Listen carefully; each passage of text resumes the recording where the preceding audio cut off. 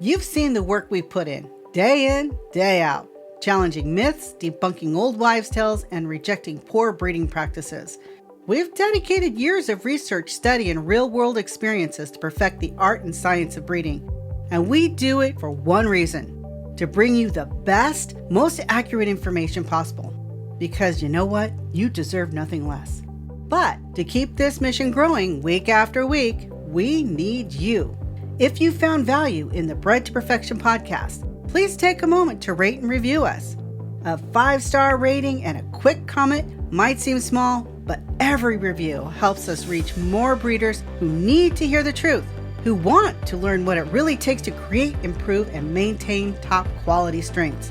This isn't just a podcast, it's a movement, and you are a vital part of it. If you believe in what we're doing, if you want to help others wake up and become better breeders, push this podcast to the top. Rate, review, and share. Together, we make a difference. Thank you for standing with us. Now, let's get to work.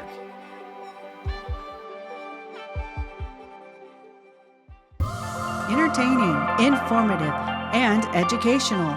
Inspiring content that makes a difference. This is the Maximus Troy Publications Broadcasting Network. Join the Academy.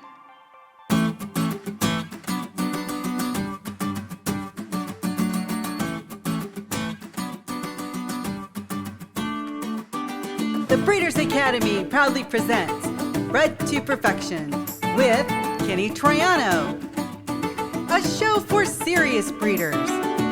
Whether you are looking to create a new strain or simply improve an old one, you have come to the right place. Daddy, I want more chicken. Oh, boy. Now, here's your host, Kenny Troiano. Well, hello everyone, and welcome back to another episode of Bred to Perfection. My name is Kenny Troiano, and this, my friends, is the podcast devoted to helping you become a better breeder and taking your strain to the next level. That's right, my friends. It doesn't matter if you are brand new to breeding or you've been breeding for many years. There is something all of us can do to improve our fowl for future generations. The Lord Jehovah has given unto you these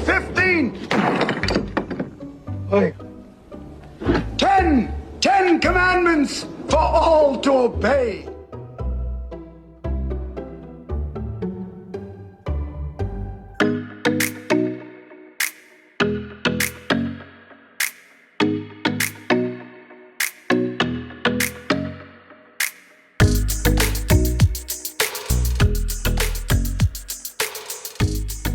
Okay, welcome to another episode of Bred to Perfection. I'm Kenny Troiano, founder of the Breeders Academy, and I'm here with my co-host, Frank Bradley. What's going on, Frank?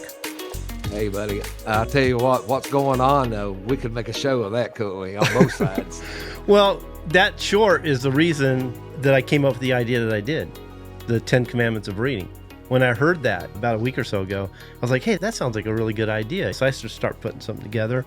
Came out good. I showed it to Nancy. She says, yeah. I don't know when Nancy's going to show up. Her equipment's set up if she makes it in time. But it's amazing we're here. Between the fires and the wind and them turning my electricity off every time I turn around, Frank with the cold, we're lucky to be here. I could use some of that fire out here, to tell you the truth about it. You don't want this kind of fire. No, not that kind of fire. That's for sure, man. I've seen some videos of those poor people. It doesn't help when they shut down reservoirs and it's still burning. Hasn't even stopped, still going full speed. That's crazy. I saw from a helicopter view after the smoke had cleared up right near the coast. You just can't imagine. I mean, what was it, like $50 billion lost? It's one of the most expensive fires ever. That wind made it 10 times or probably 20 times worse than it needed to be. I mean, wasn't it up like 100-mile-an-hour winds? The gusts were up there. Yeah.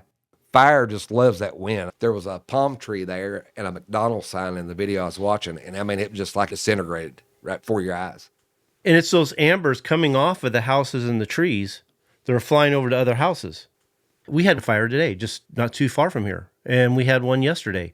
And if there's no wind, they can send the planes over there real quick, put them out, and there's no problem. But when you have the winds, and these are what we call Santa Ana winds. So basically the winds are coming from the east, and going west. Powerful winds with high gust, and they can do some damage. Nowadays, because of the fires we've had in the past, our electric company here, anytime there's a little breeze, and that's all it has been where I'm at. I mean, the winds picked up a little bit, but nothing big. I've seen bigger winds here. And they would turn off our electricity. And I'm on standby right now. I wasn't even sure I was going to make it. So I've got the generator hooked up. I told Frank, if I pop out, to just stay there, give me a few minutes to plug everything on. Let's see if that works. If it doesn't, Frank, just push end the record. That way we have at least a recording of something, and then you can leave. Say goodbye to everybody and end the show. They already had it turned off. Wasn't it over a week of electricity or close to it? It was supposed to be like 5 or 6 days. Ended up being like 3 or 4 days. That was a few weeks ago, I think. Mm-hmm. I have this little electric generator, and it did a good job. It actually got us through. If it would have went any further, I would have been in trouble, especially for the refrigerator. So I immediately went and bought another one, a bigger one. One's going to be in the front house, one's going to be in here, so I can run this room. And then I went and bought a propane generator. Those are nice. To charge up these generators when I can't set up the solar panels. So hopefully I'm set up. I told Nancy, I go, I don't want a power outage, but I'm kind of almost looking out for one because I want to test my system. No, I'm on standby. Got a new toy, you want to try it out? I just want to make sure it works. I want to see if my idea of powering the house and then using the propane tank to power up the generators, because the solar panels can only do so much. As soon as the sun's down, forget it. I'm done. But in the meantime, it's draining those generators. So I want to have something as a backup. I got 3 tanks, got the generator. I'll plug them up to these, keep them charged through the night, and then put the solar panels out during the day. Hopefully I'm set up fine. We'll see. I won't know until I actually test the system. Well, it sounds like you've got everything that you need to make it for a long time, just in case. I bought one back several years ago. I had one of the cabinet type Dickey brooders, incubators, and had over 200 eggs in it, and the electric went off. Lost everything that I had. So after that, I went and bought me a good one that would withstand the house and the incubators, and it's not given me a problem since. Yeah, good. So the only thing you got to do is buy a generator, and you never have another problem after that. I did a 10-hour recording with Brian Reeder on all kinds of subjects. That was New Year's Eve too, wasn't it? Yeah, actually it was. Yeah. Yeah, what is today? So it was 10 days ago. It seems like just yesterday, you know? Yeah. But recorded a bunch of stuff. Yeah, that was a good sit down there. We covered his big blue book. The first one we did was his first book, the autosomal pheomelanin, the 3 base alleles. But we covered the second book in this next one. Covered form and function traits, polygenic traits, quantitative inheritance. One thing he was telling me which really made me feel good was he saw a noticeable uptick in his sales of books. Between our members and maybe our followers, they're actually buying his book, and especially our members, because we've been encouraging them to use the book along with the videos. It's easier to learn. So I'm really proud of, especially my members, of buying the books, getting them some sales. Yeah, he knows his stuff too. Yeah, he does. And he's planning on coming on more. That's great. We covered a number of topics. We covered autosomal pheomelanin, progressive white, and he wanted to cover other things like epigenetics and disease resistance, which we did. But I pushed him to do autosomal pheomelanin because it was such a big deal. It was such a big topic, and it's such an important factor when it comes to determining your color plumage. I just want to make a show on autosomal pheomelanin. So he did. He covered autosomal pheomelanin. We did a whole show on that, which was really good. And then we did one on progressive white, which I think a lot of people need to see, should see, and it might change the way they select their birds and breed their birds and the results they may get, because there's a lot of people that are messing around with it. Frankie called it a disease. It's not exactly a genetic trait. He called it like a disease because it affects the inside and outside of the bird. Oh, you know what I was going to tell you too is, remember I told you I was going to send the gene shopping program to him to see what he thought? He loved it. Matter of fact, he said it was very similar to what he was using when he was doing his research and experiments. So I was like, oh yeah. Like I told you, on paper, it looked good. The science looked good. I thought it was great myself. You know, when you first sent it to me and I looked it over, yeah, I loved it because actually I'd been using the biggest part of it. Those black chickens that Stephen gifted me that I started on the brown and reds, that's basically what I'd done with them. And for the most part, that's what I did with my black pearls. It's not what gave me the idea, just the fact he kept talking about gene chopping throughout the video. I started thinking about it. Like I told you, I was sitting in the parking lot waiting for Nancy and Tanya to get out of the store. And I started putting it together in my head. I go, well, how would that work? And I said, okay, I'll do this and I'll do that. I don't want to say what it is right now that you can see inside the Breeders' Academy. And I am going to improve that. And we'll probably do another show on it for the members. And then I put it all together. I looked at it, I go, wow, this thing looks like it works. And I started thinking about how it would work. And I thought, oh, wow, this is the way I did my black pearls. Didn't even realize it. And so I sent it to Frank. I said, Frank, just tell me what you think. If it sounds bonkers, it sounds like nonsense, just let me know. Because on the paper, it looked good. And he looked it over and said he liked it. I went checking for hidden video cameras. Because I told you, I was like, man, that's what I was using on those black chickens. That's pretty much the same way. And I was sitting there with my mouth open, and Amanda goes, something wrong? I said, no, Kenny just sent me something here. I was looking over, she thought something was wrong with me. And then got to talking. I told him how the Founders Program was set up and showed him a few things. And he liked that too. He's like, I love the way that's set up too. So yeah, it made me feel good. The Founders Program, there's nothing else out there that even compares to it, not even close, because it's really foolproof. And I say that in a way to where there's so many different ways and roadblocks and obstacles you run into with breeding, and we all run into them. But there's ways around every scenario you get into. There's a way out of it, and it works. That's the thing. A lot of them can explain stuff and talk about it, but they can't make anybody understand it enough to where they can actually use it. This right here, I mean, the way it's laid out, it's directions on how to make a family or improve an already existing family. But I mean, it's just got so many lines to it that if you fail with Founders Program, you just wasn't invested in it. That's the only thing I can say, really. It's made of multiple methods. Each method has a specific purpose, and it leads you to the next method. And using that program, you could keep a family going forever. There's no reason why you shouldn't be able to keep a family. If you understand how to select your birds, you understand what represents your birds and how the birds are structured, that's the only element that has the biggest variable is how they select them. If you don't understand your breed, then there's a problem. You need to understand your breed. And that's what we teach in the Breeders' Academy as well, is understanding your breed, how it's structured, how to select them, how to cull them, the whole bit. I saw a program today. He actually called it line breeding, but again, it's in and inbreeding. It was so far from line breeding, it wasn't even funny. And then we talk about it too. Line breeding is thought of as the beginning, the middle, and the end for a lot of people. There's so much that needs to be done before they line breed. And then they breed themselves into the dead end zone and don't understand there's some things you need to do after you line breed. Well, I had several people, it's been the past couple months, comment on my post that I would make. And they said, man, you're really good to keep a family 30 years without adding any outside blood to it. And they said, I've been in chickens many, many decades and I can't do it. But, this is what I told them. I said, it's not about how long you've been in chickens. It's not how good you are. It's like this. A surgeon goes to school. That is not a gift that he has. That trait is earned by learning it. And it's just like tearing down a transmission on a vehicle. If you don't know what you're doing, you're going to make the awfulest mess that you're never going to get that thing back together whatsoever.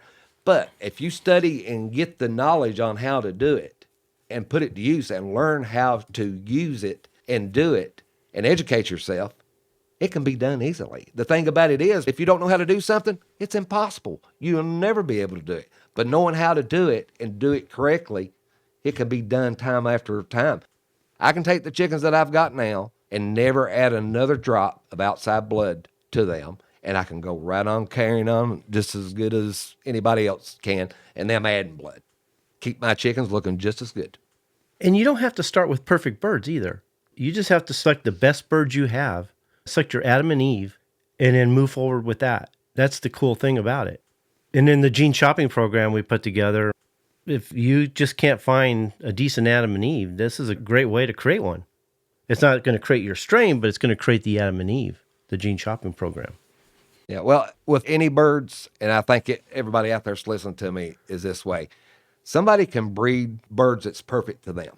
They just love, they don't want to change nothing about them. But somebody buys those birds off of them, there's things they want to change about them. There's things that they want to add to those birds that they might not have that they want. And that's where this breeding program comes in. It allows you to teeter the birds to your liking rather than what somebody else has bred, because we see so many people do this, Kenny. They'll buy chickens and they just breed them, and what they get is what they get. They never try to improve them. They never try to make them better. They're just pretty much replicating the birds that they've got. And to their defense, a lot of people don't think that they have that kind of manipulation over the birds that way by actually molding them and giving them the traits that they want them to have. But they're like putty. If you know what you're doing, you can totally change a bird. If you wanted to go outside the standard, you can make those birds anything. You can make them 3 foot tall, 2 inches tall. You can make them 2.5 pounds. You can make them 10 pounds. I mean, it's whatever you want to do with them, you can do it. Understanding selection and then understanding the program so you can fix those genes and repeat those genes is the key. Very true. We'll be right back after a word from our sponsor. This show was brought to you by the Breeders' Academy, where we will help you to increase your knowledge of breeding, advance your skills as a breeder, and help you to improve the quality and performance of your fowl.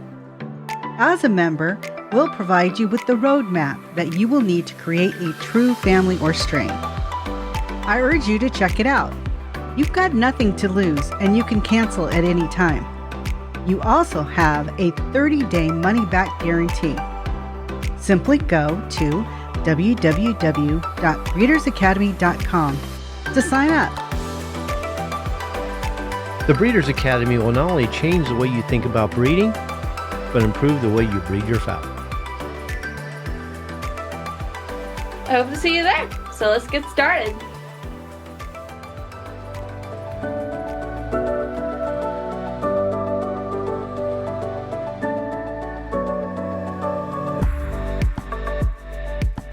Ready to get into it?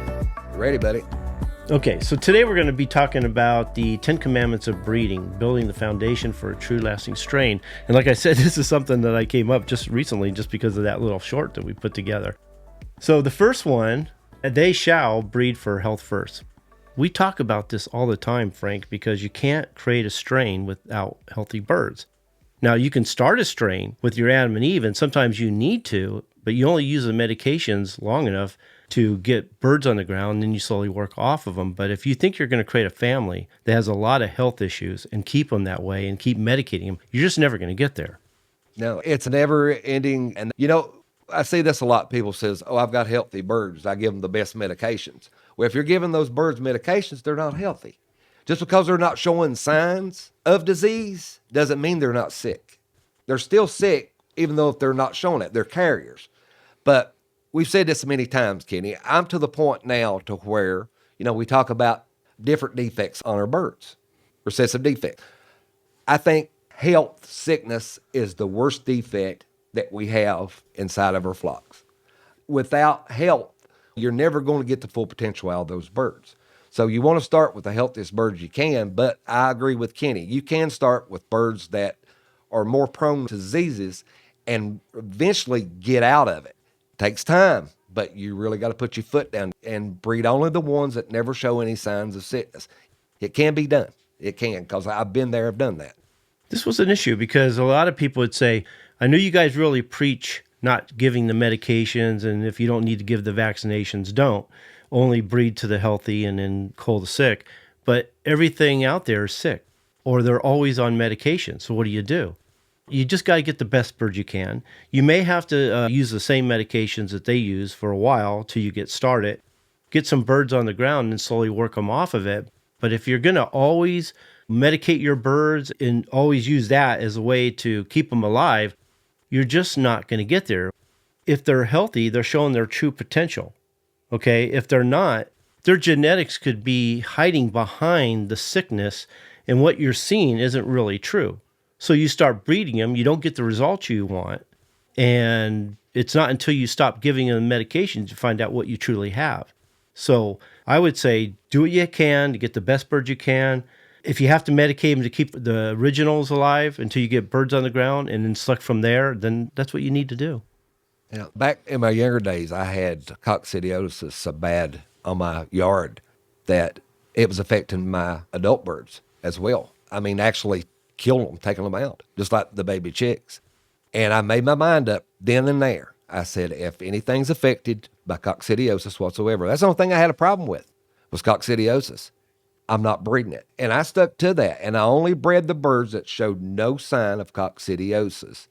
And to this day, I never have a problem with coccidiosis on my place. So I know it can be done, and it can be done with any illness. Now, some illnesses, if they get it, they're dead. That's just the way it is.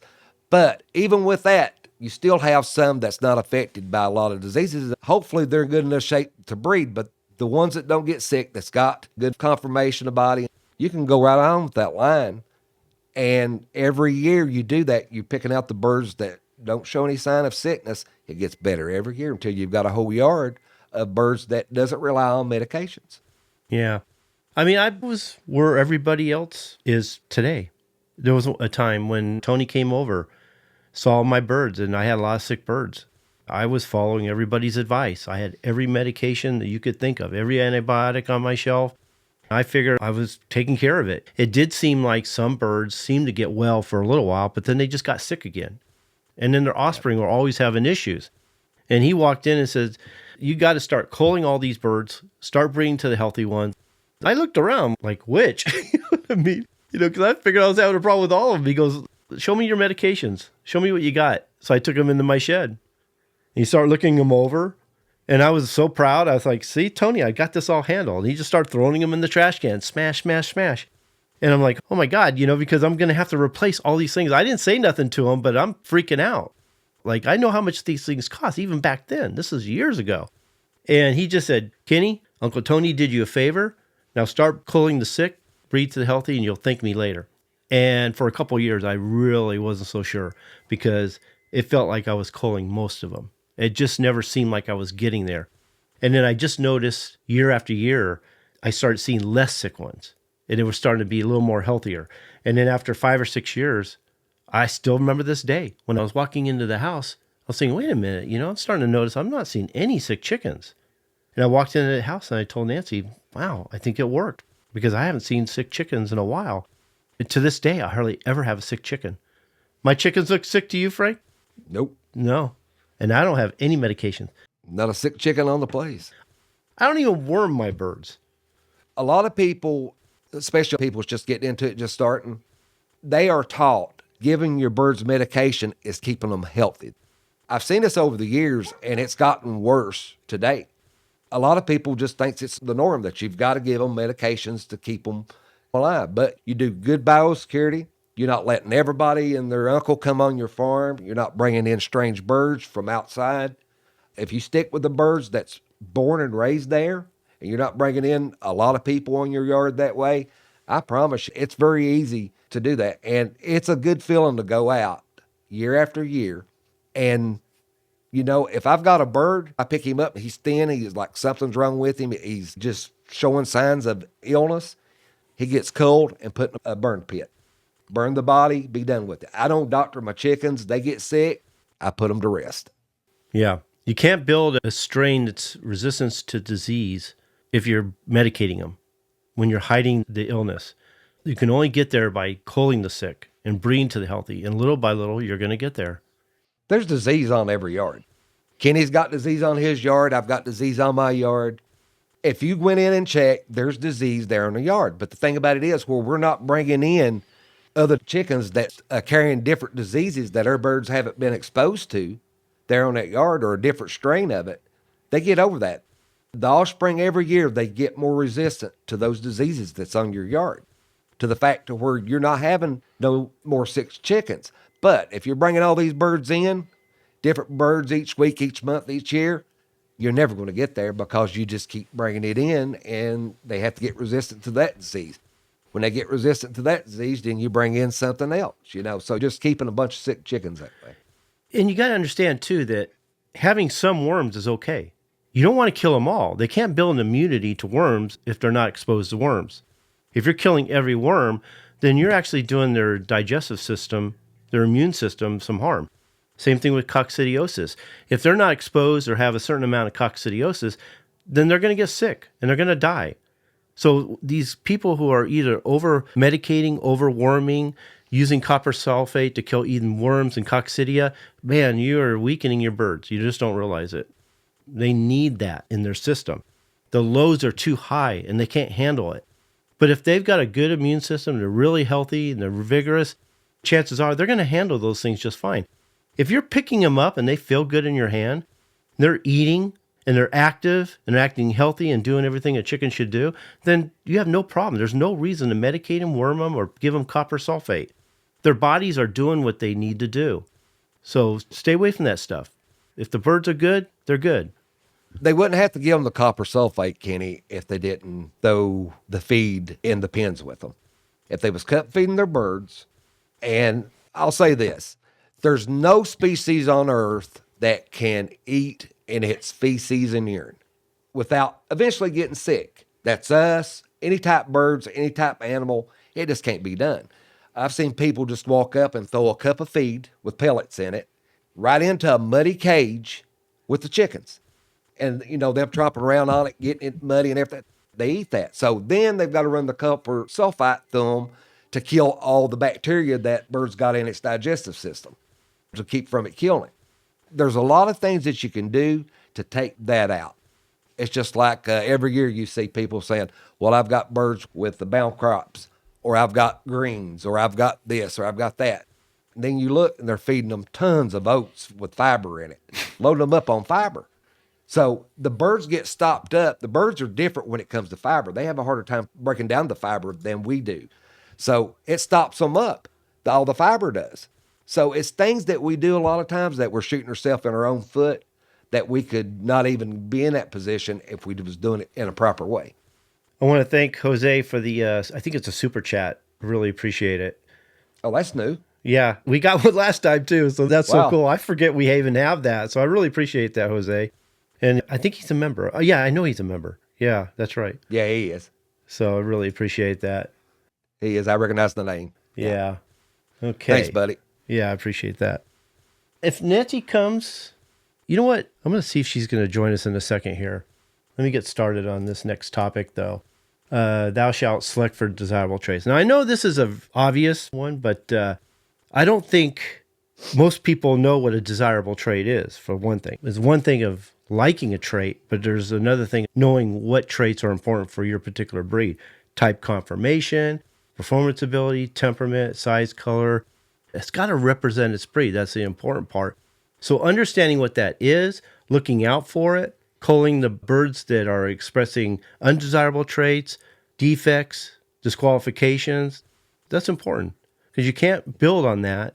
You can't create the strain or build on that or improve it until you know that, Frank. Yeah. I had a guy a while back. He was asking me, he said, well, explain to me why conformation is so important. I said, sure, I can do it in just a few words. He goes, lay it on me. I said, how many thoroughbreds have you seen that looks like donkeys? He goes, I see, you're right.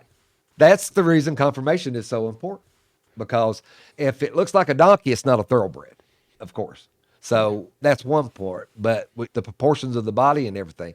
But as far as the performance abilities of them, say you've got a chicken and you love the traits that those birds hold, okay? Well, without maintaining that line 2 or 3 years, they outcross, adding blood to them to freshen them up. And guess what? Those traits that you loved so well in those birds, they're watered down, they're dissolved now, they're gone, they're history. So that's the reason me and Kenny's all the time preaching to maintain without adding outside blood. It allows you to keep those birds for many, many years, decades, keeping them the same while still improving them at the same time without adding outside blood. That's the main key of that. Yeah, because once you put them through the cleanup process of the Founders Program, very seldom do you see huge discrepancies, huge defects, huge issues. As you see them, you cull them. And as you get into the foundation stage, they start hitting a normal. Well, they're more predictable, I guess you could say. You don't get weird things. You don't get big surprises or anything. And then every now and then you might. And so you just cull that one bird, you raise them up, get them mature, you select the top 10% to keep going.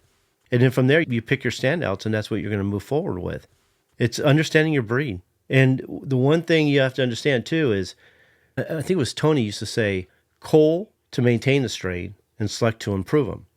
So you cull all the birds first before you do your selection. Then you look them over and you select the best from that. So by culling the bad ones out, you're maintaining the quality, but by selecting the few that are good, you're actually improving them. You going to join us? Hey, look, she's going to make it. Yeah, it's pretty much, Kenny, the same way with defects too, because a lot of people doesn't even know what the defects are unless they was pointed out for them. They'll never notice them.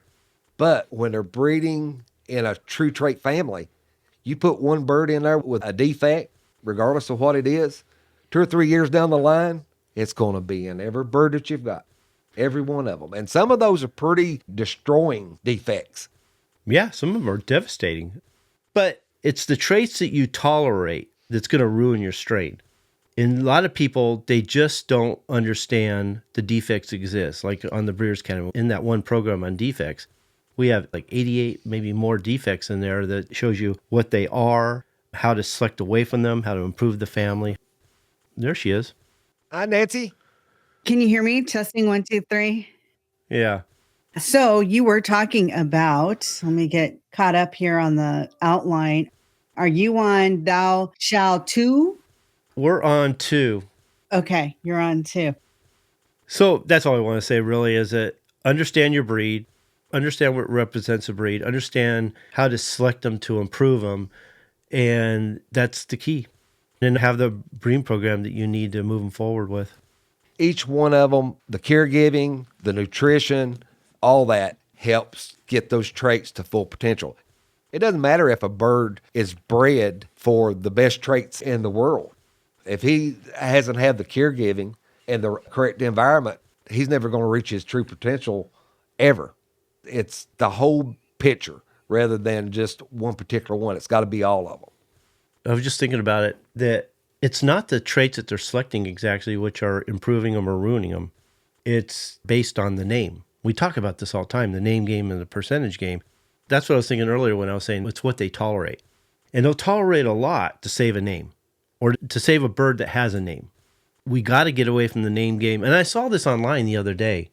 And I was so proud because I didn't say anything, but I pushed like on my members that did say something. They were talking about different breeds and different names and The leaper one.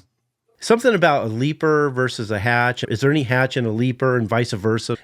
And so everybody was going back and forth on this, and I was just scratching my head thinking, wow, they just don't know what they're talking about. They have no idea that those names mean nothing, that the percentages mean nothing, that those names, like you say, Frank, they haven't existed for a long time. They came out of the yard named that, but they weren't even pure a lot of times.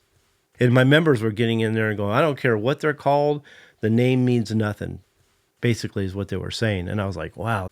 Not this day and time. They'll take like a hatch or a leaper or a round head or one of these names, and they'll say, okay, based off the name, I can tell you the traits that that bird holds. Now, back when the breeder was breeding it, you could say that. But look, my God, how many hands has that strain been through, let alone what they put in it or added to it to freshen it up? There's been bad breeders, good breeders. So to say that they carry the traits that they carried back 50, 60, 70 years ago, that's crazy. Because in every one of those names, I've seen junk, I've seen mediocre, and I've seen the very best of the best. So it's like flipping a coin to when you say the name of the bird. You don't go by the name. You go by the bird and what that bird has to offer, and that should be the only thing relevant to breeding. And if you go on different people's yards, one man's hatch is different from another man's hatch. We're not just talking about conformation. We're talking about all the other traits that represents a breed, and color. Could be a completely different color. There was a time, like when I was a kid, that when they said hatch, they did have a certain type. They had a certain look about them. And they weren't breeding them any purer than we are now, but they bred to a certain type. They bred so that they resembled that particular color, type, and shape.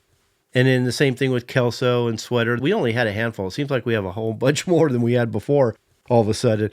But the breeders back then, even though they weren't pure, they actually bred them to that particular type and color. And so at that time, we felt like it was true. But the more I look back, I realized a lot of people I knew were doing the same thing they're doing today. They were adding new blood all the time, but they bred something that looked like a hatch to something that looked like a hatch, at least the way we understood it at the time. Now they're just bringing in all kinds of blood. They're crossing this, crossing that. They're adding Acyl, Peruvian blood. You just don't know what you got anymore. I could take a bird, say white-legged, light red, some white in the tail, and say, oh, this is the old-time white hackles. They're pure white hackles. And it'd be something totally different, a 6 or 7 way cross, and people's not going to know the difference. And that's the reason I say, just because they look the look doesn't mean that's what they are. That bird could have several different strains in it and just look like that particular bird did. And a lot of times what they look like is what they call them. But that name means nothing or should mean nothing to a breeder. And I think it holds a lot of breeders back drastically just by going off the names, because it's so false thinking that you can gather its traits that it holds just by the name that it goes by. That's a crazy thing. It is holding them back in so many ways. And when my members get in there, see how the Founders Program set up, they realize right away the name doesn't mean anything. You can see the way they talk inside the website, outside the website, and on social media. My members get it. We get frustrated, Frank and I, because we're like, are we ever going to make progress here? Are we accomplishing anything? I think we are. I think it's going to take a little while for people to understand what that means and how to do it properly. But I think it's a trend that will improve. I really do. The thing about it is, and I look at it this way, and I would have probably done the same thing. You take a man that has bred his fowl right, say, for the past 20, 30, 40 years. And I go to his house, and I know they're bred right. I know this guy's a good breeder, and they're bred right. And I say, how much you want for a pair of these chickens? And he says, I want $5,000 for a pair of them. It's worth every dime. You're buying that guy's 30, 40, 50 years, ever how long he's had those chickens. But, a lot of people doesn't see it that way. Others were like, well, why do I need to breed in a correct way when I can just go buy them off somebody? Let them do all the work. If you don't want to be a breeder, that's fine. That's right. That's right. Don't call yourself a breeder if you're going to do that, because you're just replicating what somebody else is done for you. You may not be, because what they're giving you are hybrids, so replicating them isn't going to happen anyway. I'm saying if it's a true down-to-earth real breeder. Okay. Which there's not many of those out there. Right. And the ones that do, they've got a long line selling their birds. But there's very few of them out there. And I would say it's probably under 1%. Yeah. If I was guessing, I'd say it's under 1%. My mentors, including Tony, never said they had like Hatch or Kelso, really. What they would say is, I got my birds from this person originally. Yeah. That's what they'd say. And that's what I used to say too. I never really said I had Hatch. I just said I got my birds from Colonel Givens, because I really didn't know what they were. But once my birds start changing, start looking different than all the Colonel Givens I saw out there, I stopped calling them that. I don't even call them Colonel Givens anymore. I call them the Maximus line. So you're saying when you got yours from Colonel Givens, how many years would you say until you started seeing that, all right, I need to call these my Troiano line? When you change them. I don't remember. It was maybe 10 years in. I think what she's asking, though, Kenny, if you buy some off a person, how long would it be if you could actually call them your own? Oh, okay. Yeah, I would say within the first few years, they've changed enough that it's not theirs anymore. If you add new blood to them, you've changed right there. They're no longer theirs at all. Yeah. I would say a few generations, you've probably changed them enough that's not theirs anymore, actually. I believe it would be a little bit sooner than that, because the thing about it is, if I give somebody a pair or trio, as long as they're breeding those are my birds that they're breeding. But as soon as they're getting offspring and they're selecting the birds that they're breeding back, I think it automatically goes to their birds. That's just how I see it. I see that. Let me go a little further with that. Let's say I get them, I breed them. Now, the first generation, they're going to look a lot like their parents. They're not going to show any deleterious genes, any issues, or any defects, detrimental defects. You don't usually see faults like that in the second generation. A lot of those are hidden. It's the third and fourth generation you start seeing them. So you definitely need to call them yours by then, for sure. I agree. Yeah. But still, all you can do is be honest with the seller, where you got them, what you did. If they want to carry the name, I guess that's up to them.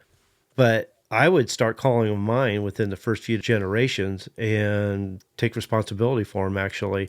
But be honest with the buyer. Let them know what you got. Let them know what you're doing. then he can decide what he wants to do. I just don't think the names should be carried on from generation to generation.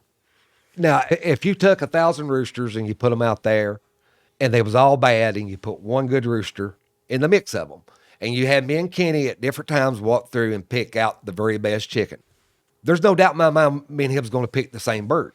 Even all that many, we're going to pick it. But when it comes for selection itself in a family, Kenny is going to be different than me and be different than Kenny. It's the way it is.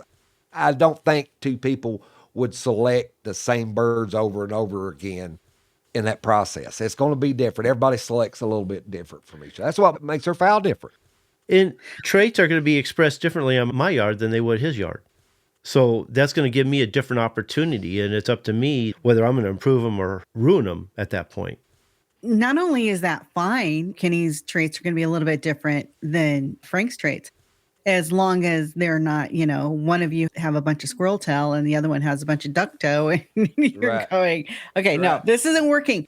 But I have to bring this up here because it's really not that discouraging, Jose.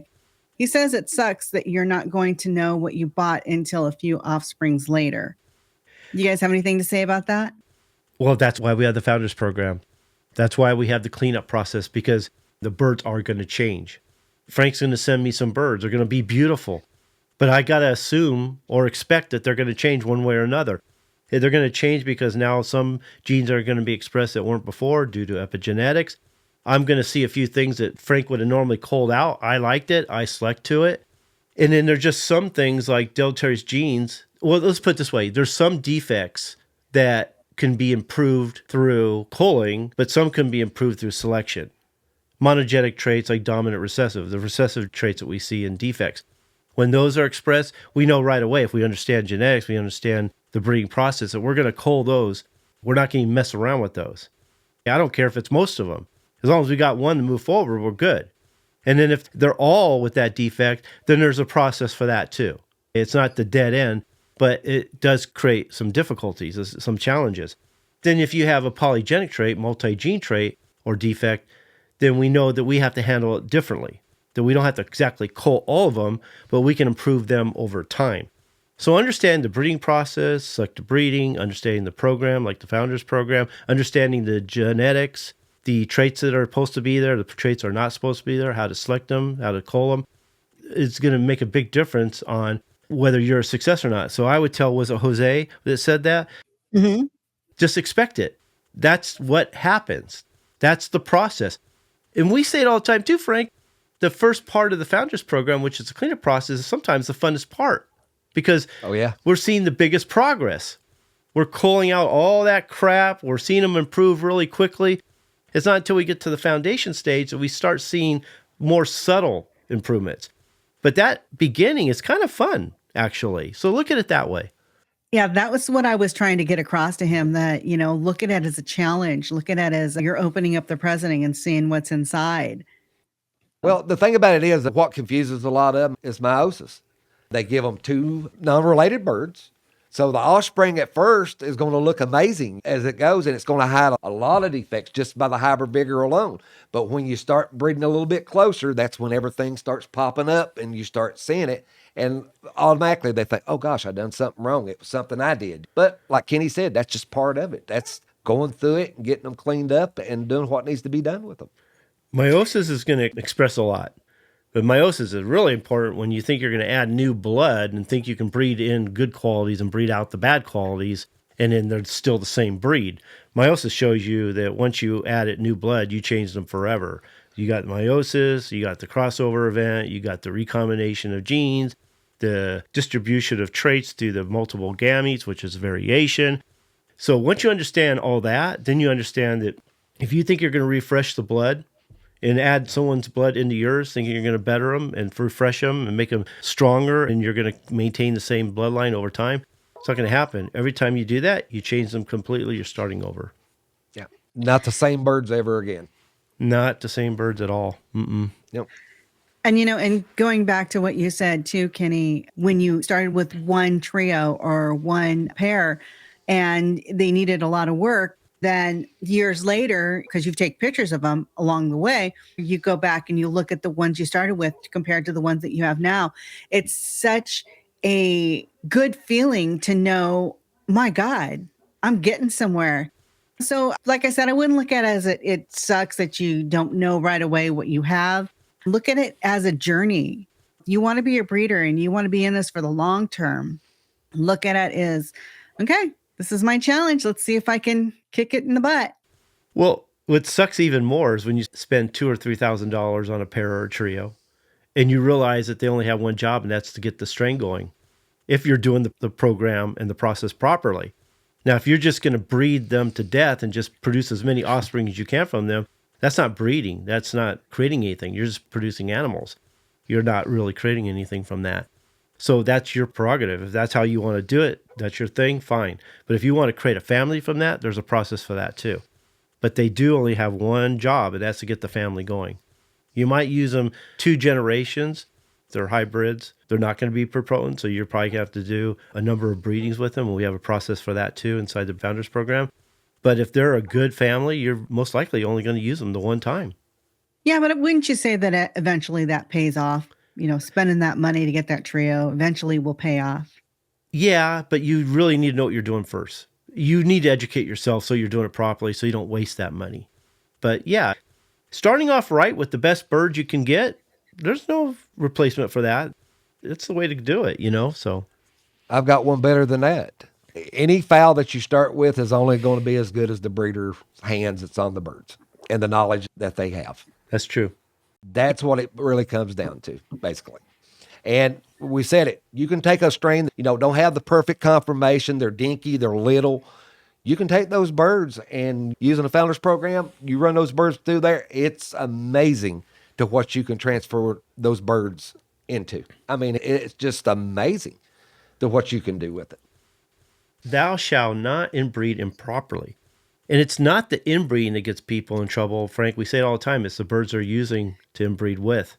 And then they don't understand how much inbreeding they need to do, how to do it properly. I mean, there is a process to it. It's not a method, but it's a great tool. And it's one of the best tools you'll ever use if you understand it. It's the best breeding tool that you can have in your kit as a breeder. And you cannot make a family without it. Now, when we say inbreeding, I know a lot of people's thinking, oh, it's inbreeding, but it's not that way. There's very little inbreeding in creating a family. The thing about it is, if you do it and do it right, it's a great tool. It can make huge gains to your family in a short period of time. But if you don't do it right and you lack the knowledge of doing it correct, it can be the worst thing that you've ever done in your life as well. So knowing how to do it versus not knowing how to do it is 2 totally different things. But having the knowledge to do it and do it right, like Kenny said, is the greatest tool that you can have. Yeah, because they don't understand it. Not all birds need to be inbred or should be inbred. True. And they are. They're picking birds that have a lot of faults. You don't want to inbreed to a defect, I can tell you that. If there's a deleterious gene in there that you know is there, you need to clean that up before you actually do the inbreeding. But what I'm seeing mostly is the fear people have about inbreeding. They avoid it at all costs, and you cannot create a strain without some inbreeding. Some inbreeding needs to take place to fixate those genes and lock them in so that when you're going into a foundation stage, that you're basically cloning the right bird. Otherwise, you could be cloning birds that have a lot of issues, and you're just never going to get there. When you do it, they have to be the best that you possibly can get. The best.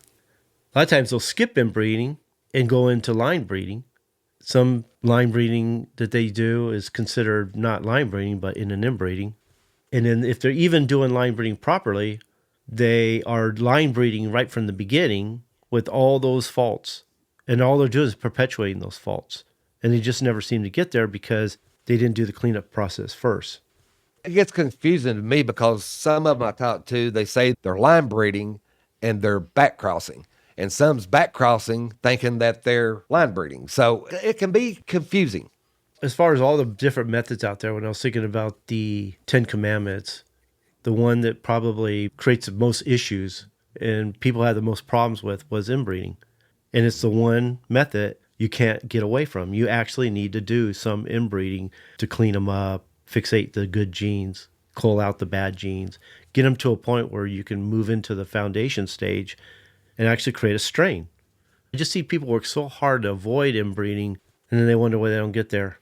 Well, a lot of people watches the show, they know how I was sucked into the line breeding or the inbreeding part. I was told to stay away from it, never go around it, never do that. And I was like, wow, I know of other people that does it. No. You never do that. That's something that you never do. To come find out, the old man was lying to me, and that's what he'd been doing. That's the reason all these birds looked identical. And that's the reason they all shared the same trait.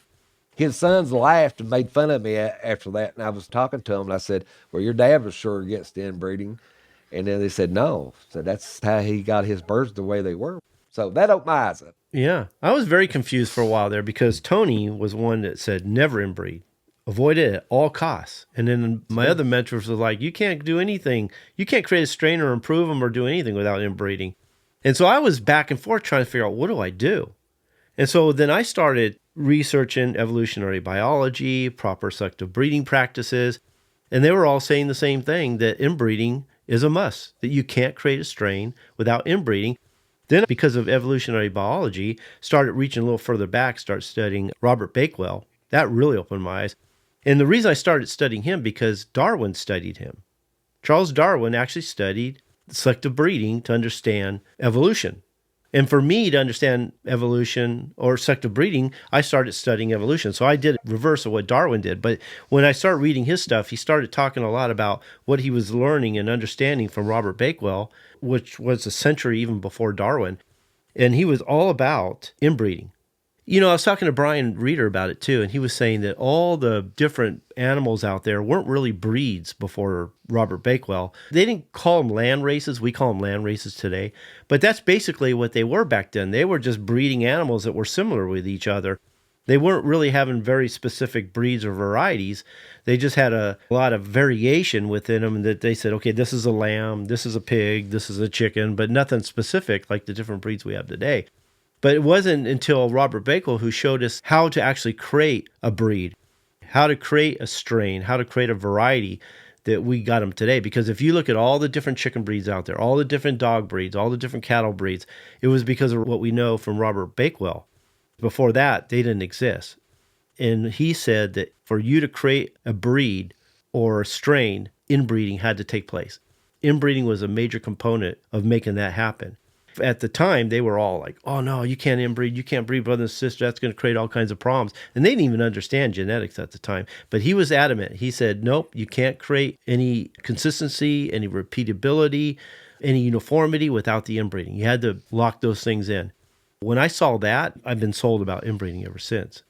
And the more I check it out, the more I research it, the more experts that I talk to, inbreeding is a major component to a proper breeding process. And inbreeding is a big component to consistency. To have a higher percentage of all the fowl being the same way. Now, it's not 100%. You're still going to have a few there that's not going to be as good as the others, of course. Nothing's 100%. But the more you tune those birds and the better you're at a breeder, the more percentage of all those birds is going to have the same weaknesses, the same strength, the same downfalls, and look like each other in every aspect. But you've got to stay true to it. You've got to do it properly in the way it needs to be. Now, you take birds that's created, people say they have family and they're just doing inbreeding, close relatives. And you look at those, all those are inconsistent as they can be. You'll have 2 good ones, 5 bad ones, 5 bad ones, 2 good ones. It's inconsistent. But with a true inbred family, they all share the same traits and characteristics to a higher degree than any other strain. And to address some of their fears, like dog breeders, their fear of deleterious genes, they can test them. They can do certain genetic DNA tests to find out what's in there, and they can get really close and have a better understanding that if this bird has a defect and this one don't, I could probably breed them and work around it. Or I could say, okay, I'm not going to breed these dogs. They have deleterious genes. If they both have it, I'm definitely going to get it. Or I just keep selecting animals that don't have those particular genes. And the cleaner they are, the healthier they are, and the better genetics they have, the better you're going to do. But if you have animals that have the deleterious genes and you don't clean them up or avoid those particular animals, then you're going to perpetuate it. Chickens, we have to test mate. We can eat our coals. I understand that. It's the biggest difference, which is good. So we test mate them. We see what's in there. Sometimes we test whether the birds have a homozygous trait. So we breed a heterozygous trait or a recessive trait in there. We see what they produce. We can tell from that whether we're going to be dealing with a defect or any other problems. And we just cull those. And if we have serious issues where they're all producing the same deleterious gene or detrimental defect, then those are birds that we can't move forward with. We just know that. So there's things we can do to get past that. If one bird has a defect, but the other one doesn't, you can breed them, select the offspring that don't have it, cull the ones that do. It will take many generations to get to the point where you don't see that deleterious gene or that detrimental defect. But also know, too, that it doesn't disappear exactly. I mean, if you were to do a Punnett square and you were to test them properly, and I don't know if anybody's going to do that deep of testing, but there is ways to get rid of the trait, but it will take time and you have to do some things properly. But just culling out the defects and selecting to the good ones, eventually you get to the point where you won't see it anymore. You'd actually have to bring in outside blood with that defect to see it again. Yeah. The biggest problem I see is what Kenny said in the beginning, is just people are inbreeding birds that should have never been inbred to start with. And a lot of times they do it out of desperation. They're about ready to lose that strain, and they do it out of desperation. And it's with two birds that should have never been inbred to start with. So that's the biggest problem that I've arrived from it. They're not doing it the way it needs to be done, so it never turns out good for them, ever. This one is Thou Shalt Keep Detailed Records. This is yours, Nancy, because she just did a huge program inside the Breeders' Academy on record keeping. And if you're a member and you haven't checked that out, do, because we have one video that covers all the different programs that she did. And we have the program separated into different pages and different videos. Then you'll have pages where all the different record keeping forms are on. Yeah, so you can copy them off. And they're also in sections. You've got a section for the rooster, section for the hen, section for the breeder, section for no, I can't think of it. The toe punch and The chicken that you cook, the broilers. God, seriously. It's been a long day. The broilers. There's a section for the broilers. There's a section for the genealogy of your family. So yeah, definitely members, go check those out. Knowing the parents of every bird on your farm is actually important, especially if you're going to create a strain. Yeah, I'm crazy anyway. I single mate everything that I breed, every one of them. Now, hybrids, maybe not so much, but if something happens, I want to go to my books, open it up, and go directly to the mother and the father and know their whole background. So without doing that, it really holds you back not keeping good records. That will mess you up tremendously. Whether you get a bad bird or a good bird, either way, it can really hurt you if you're not keeping a good close record. Record keeping and knowing who the parents are is even more important when you get birds that show defects. And sometimes those defects don't show up right away. They show up later on. You're like, oh, okay, what's this? I got a problem here. So who's the parents? So now I got to decide, do I change the matings? Do I take the mother and breed to a different father, or the father to a different mother and see what I get? Or do I scrap it? How bad is that defect? It could be a pretty serious deleterious gene. Triggers and switches are the ones that don't show up until later on. I've had that problem where they were 5 or 6 years old. They started showing a twisting in the tail in one of my lines. Those are tough because by the time you see it, you have a lot of birds on the ground. So I had to go back and see who the parents were of those particular birds. It turned out that it was so ingrained in the family that I just had to wipe out that whole line and create a whole new line because I didn't want to be without it. But there was some things I had to do to actually eliminate that trait by getting rid of that whole line because at that point, there was no way to fix them. Yeah. Well, it works in many, many ways, but if you get those golden hens or them golden roosters, that's just better than better. You want to know that hen. You don't want to have to go back and have to test breed 10, 15 hens to find out which one it is and lose all that time that you could actually be just breeding that one hen. I mean, there's different aspects of it, but knowing the mother and the father can save you and also help you improve the family as well. Yeah. Progressive White's going to be one of those for especially my members who are going to see that program. When I was talking to Brian, It's a trait that you may see in the offspring right away, or it may show up as they get older. And it's one of those traits you need to get rid of as fast as you can or as quick as you can, because it's going to destroy your strain. And I hate to see you get so deep into it where you've got so much time, money, and effort into it, only to have to scrap the whole family because you weren't aware of the progressive white that was showing up. I know this goes back to commandment number 3. In the chat room, this is some of the things that people are talking about. And my question to you is, there's a person in here who is deciding to do his first inbreeding. And my question to you guys is there procedures he needs to do first before he starts his inbreeding? And I believe that answer is going to be yes. And it's within the Founders Program. If he's a member, we need to get together with a coaching call. That's a whole conversation him and I have to have, because there's a lot of variables. There's a lot of things we need to discuss. I need to figure out where he's at. I need to figure out what birds he's using. I got to see what those birds look like, what traits they're expressing, what defects they may be expressing. There's a process to it. So I can't give him advice just the fact he wants to do inbreeding. I mean, there's things he has to do before. I need to see where he's at, making sure we're moving forward properly. We talked about it. Inbreeding is one of those things you don't do indiscriminately. You have to do it properly for the right reasons, and not all birds should be inbred, and you have to make sure you're inbreeding the right birds. It's a spider web, really. I mean, there's different venues you have to go into in a certain line in order to do it and do it right. That's something you don't want to discuss on the front end anyway. All the answers he is looking for is inside the Breeders' Academy and the Founders Program, and it's not the one I usually get calls for. People don't usually get confused by that part of the program. But if he were to have a problem with it, we could definitely set up a coaching call, get together. He can send me pictures and videos of his birds. We can get together. We use a platform like this. I can put the pictures on the screen. Him and I can talk about it. He tells me what he has, where he's at, what he's trying to do. And I can tell him where in the Founders Program he is and whether he should inbreed those birds or not. Yeah, Wouldn't you say that some people give inbreeding a bad name because they aren't doing all these processes before they decide to inbreed? And then so the outcome is so scattered that they're like, oh God. Yeah, if you're going to inbreed the wrong birds or inbreed improperly, you're going to run into a problem. We always say it. Everybody looks at it as a method. It's not. It's a tool. It's used for a specific reason, for a specific time, to reach a specific result. Here's one thing I want everybody to think of too.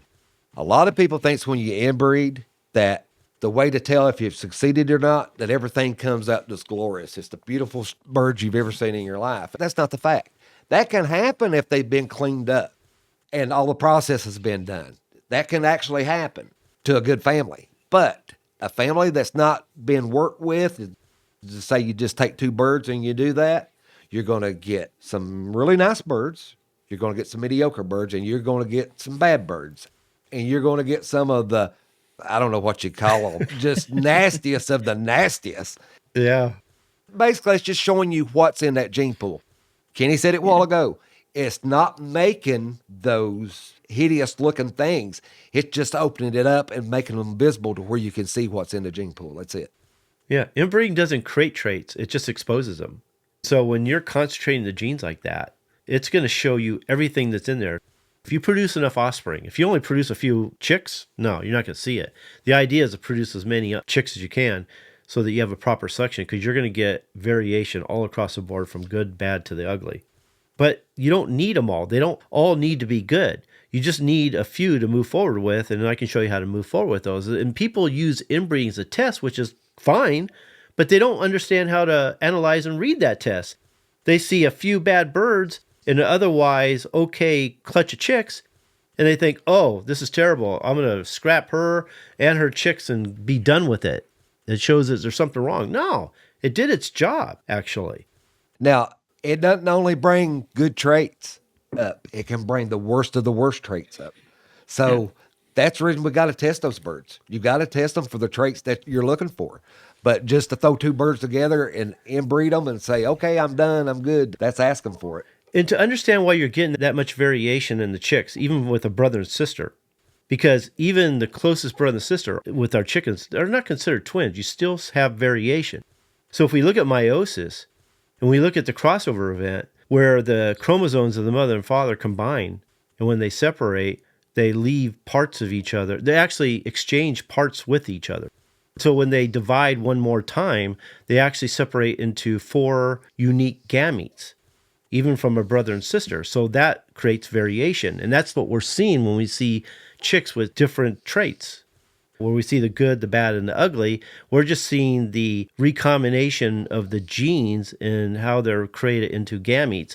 And so we get that variation, which is good. That's what we want. So we're segregating all the bad traits into some chicks and all the good traits into others. I used to use the example of that movie Twins with Arnold Schwarzenegger and Danny DeVito, where all the bad genes went into Danny DeVito and all the good genes went into Arnold Schwarzenegger. It's kind of what happens when you look at the way inbreeding is and the way meiosis, a crossover event, the recombination of genes and the distribution of gametes and the variation that's created from that. That's exactly what's happening there. So it's our job to do the inbreeding, cull out everything that has defects or deleterious genes. From what's left, select the few or handful that are good, get rid of the rest, probably okay birds, but not at the highest quality. And then from there, you select the standouts and you move forward with them. And then we have a process we call it transition stage that moves you from one stage into the next stage so that you can eventually get into the foundation stage. And so understanding that, you can create a strain. But if you don't understand that, you did the job, you selected the few that you have that are worth moving forward with, but you don't know how to move forward with them. And that's where a lot of people fail. So understand inbreeding is a very powerful tool. It's not one to be avoided, but it's one to be understood that there's going to be some culling. And if you're not willing to do the culling, then you're not going to be a breeder. And I see that in not just chickens, I see it in other animals too. You know, it's funny. This leads us right into number 5. Well, I'm not done with number 4. I just want to say one more thing. Or what is it, number 4? Yeah, number 4. Let me say that before we move to the next one. Because although Nancy has all these programs and all these courses on record keeping, and they're all good, she has all these forms made, they're really going to help you. Understand this when you're putting your record keeping together. And this is how I look at it. If I'm doing proper record keeping, what I'm basically doing is I'm recording what I want to remember, what I want to measure, and what I want to compare. Then you can create your own forms, you can create your own record keeping, but those are the main functions of record keeping. Remembering, measuring, and comparing. I can't think of anything else. Can you, Frank? One other thing, and when you're marking your chicks, what I do is I always use at least 2 forms of identification. If you're using toe punch, those things can grow up. So be careful on the toe punches. Don't rely just on toe punches. Make sure you've got wing band, leg band, toe punch, the zip ties to identify your chickens. Don't rely on just one identification, especially if it's going to be your toe punches, because that can be misleading and you can make a mistake just by doing so. Yeah. Nancy, you want to say something about this one? Did you move on? Kind of goes hand in hand what we've just been talking about when we were talking about inbreeding. And you were saying there are other steps that you need to follow first before you get to the inbreeding process. So, I mean, that's why I'm saying it goes hand in hand with thou shall not rush the process. And believe in it. Believe in the process and do not rush, because there's no fast way of doing this. You either do it and do it right, or you don't do it at all. That's the best way I can say it. Yeah, this is going to take decades. Yep. It's going to take many years anyways, but it could take decades too to actually create a strain. We always say it. It's going to take you 5 or 6 years to see if you're going in the right direction. 10 years to say, okay, I think I got a strain. 12, 15 years to say, okay, I've really fine-tuned them into something special. It's going to take time. And that's what I tell my members when we do coaching calls, because a lot of them want to learn everything all right away. And I'm saying, take your time, figure out where you're at, pay attention to that. But no matter where you're at within the program, trust the process. The process is going to work for you. It's going to get you there. Don't lose faith in the process. But a lot of people want to use outcrossing as the quick fix. They think it's the fix-all. I think that's just because they don't understand selective breeding. They don't understand the process, and they're not trusting the process. So they get impatient. They don't see the progress they want to see. So they're always adding new blood, thinking that they can bring it in. Hybrid vigor. Yeah. Fixes everything, they think. Yeah. I mean, if you use the program that I'm creating right now, I think it's actually a pretty good one called Gene Chopping. And I know that people are going to take that title and run with it and say, oh, I know what to do. I just need to grab genes from all different places. Well, it's not exactly like that. There's a process to that too. But if you are looking to add blood or add genes, I would say the gene chopping program is the way to do it. But like I said, there's a certain process in making that work. Making your own strain is a marathon. It's not a 50-yard dash. Yeah. You've got to be dedicated and willing to have some patience. If you don't have patience, making your own strain's not for you. I can tell you that right now. Yeah. Okay. You know, I got to say one thing about that. It not being a race, it's a marathon. If the world worked in this way, where you put a pair together and you had miraculously the greatest offspring ever and you were done, then what would you I lost me. What would you do for a hobby? Because now one season you got all this great stuff and you're done. So Mother Nature says, no, this is going to take a process. This is going to take you some time and you're going to enjoy the process as you go. Yeah, you're going to have some challenging days.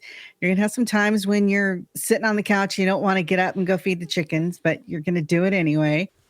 I'm competitive. I'm very competitive. If it's flipping pennies, I'm competitive. And that gives me a goal. That gives me a task. And I love it. I mean, I absolutely love it. That's one part of it that I like. And then when I see it's all formed, and I'm sitting there holding it in my hands and it's what the goal was, you can't explain it. I mean, it's just one of those feelings. It's one of the greatest feelings in the world to when it actually works out and you've got the product that you was after in your hands. It really does. You know, I should have probably switched these two commandments, the purpose with trust the process. I think this is where, how do I explain this? It's like, I think where people fail here is that they're not breeding with a purpose. If they're outcrossing and always adding new blood, they don't know where they're going. They're just thinking they're improving or infusing improvements rather than selectively breeding to improve. But thou shall breed with purpose, Frank. What do you think? Well, I'll say this. If you've got 30 chickens, all 30 of those chickens shouldn't be bred, okay? If you've got 15 chickens, all 15 of those chickens, you pick out the very best of the best of the best, and the rest goes elsewhere.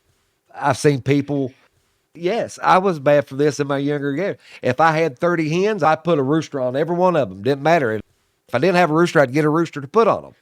So, I mean, it's a bad habit to get in. That's one of the biggest no-nos. When I see people saying I'm doing experimentations, I'm adding new blood, that word, let's see where we go. Let's see what we get. To me, that's not breeding with a purpose. That's what we call speculative breeding. So the idea for me is I have some birds. I want to create a strain from it. I have a pretty good idea of what I want them to look like, whether it's a type, conformation, color, whatever. I know the purpose for which they're bred, and I want to improve on that. So I have a goal. Let's put it this way. Every time I put birds together, I have to know basically what I'm going to get. I don't want surprises. So if I understand the genetics, I understand the traits, I understand the genetic factors of those traits, then I have a pretty good idea what I'm going to get when I put them together. To me, that's a purposeful breeding. I know what I'm going to get. I know what direction I'm going to go. I just got to watch for the little variations that are working against me. Get those out of there, look for the variations that work in my favor, breed to those, and maybe even exaggerate them. Well, I found out a long time ago, I don't have time or patience as far as experiment. And usually it turns out to be not worth your efforts anyway. I put all that energy and focus into the birds that I know that I've got going in the right direction. A lot of times, and Kenny, I'm sure he's done this in the past, a lot of your experiments, they stay experiment. Usually they never go anywhere. But 9 times out of 10, what the chickens that you're breeding, I got 4 strains, so it takes all my time and effort with those 4 strains to keep them. I breed 2 of them 1 year. While those are maturing, I breed the other 2. Now, if I was just starting and the people's just starting to breed chickens, do 1 strain and 1 strain only. Don't do any more. Put all your focus into that 1 strain of chicken, doing those right. And it'll be well worth your effort. I have 2 basic strains, which is the Maximus line and the Black Pearls. More related than you think they would be. but very separated too. And I put a lot of attention into improving those. Now, I do have one I'm working on. I did get some light reds coming out of them, and I'm going to play with them. And whether they become a strain or not, we'll see. But it looks very promising. They have the confirmation of the Maximus line, because that's what I look for. That's what they came out of. But I'm getting this light red color, which is probably one of the best I've ever seen. I was working with Brian. We were coming with ideas. I was showing him what I got, what we're going to do, how I'm going to create the family. And so I think I have a goal, a direction of where I'm going to go with those. But for you to stay purposeful and improve the family, maybe not so much purposeful, but focused. I guess that's a better word. Yeah.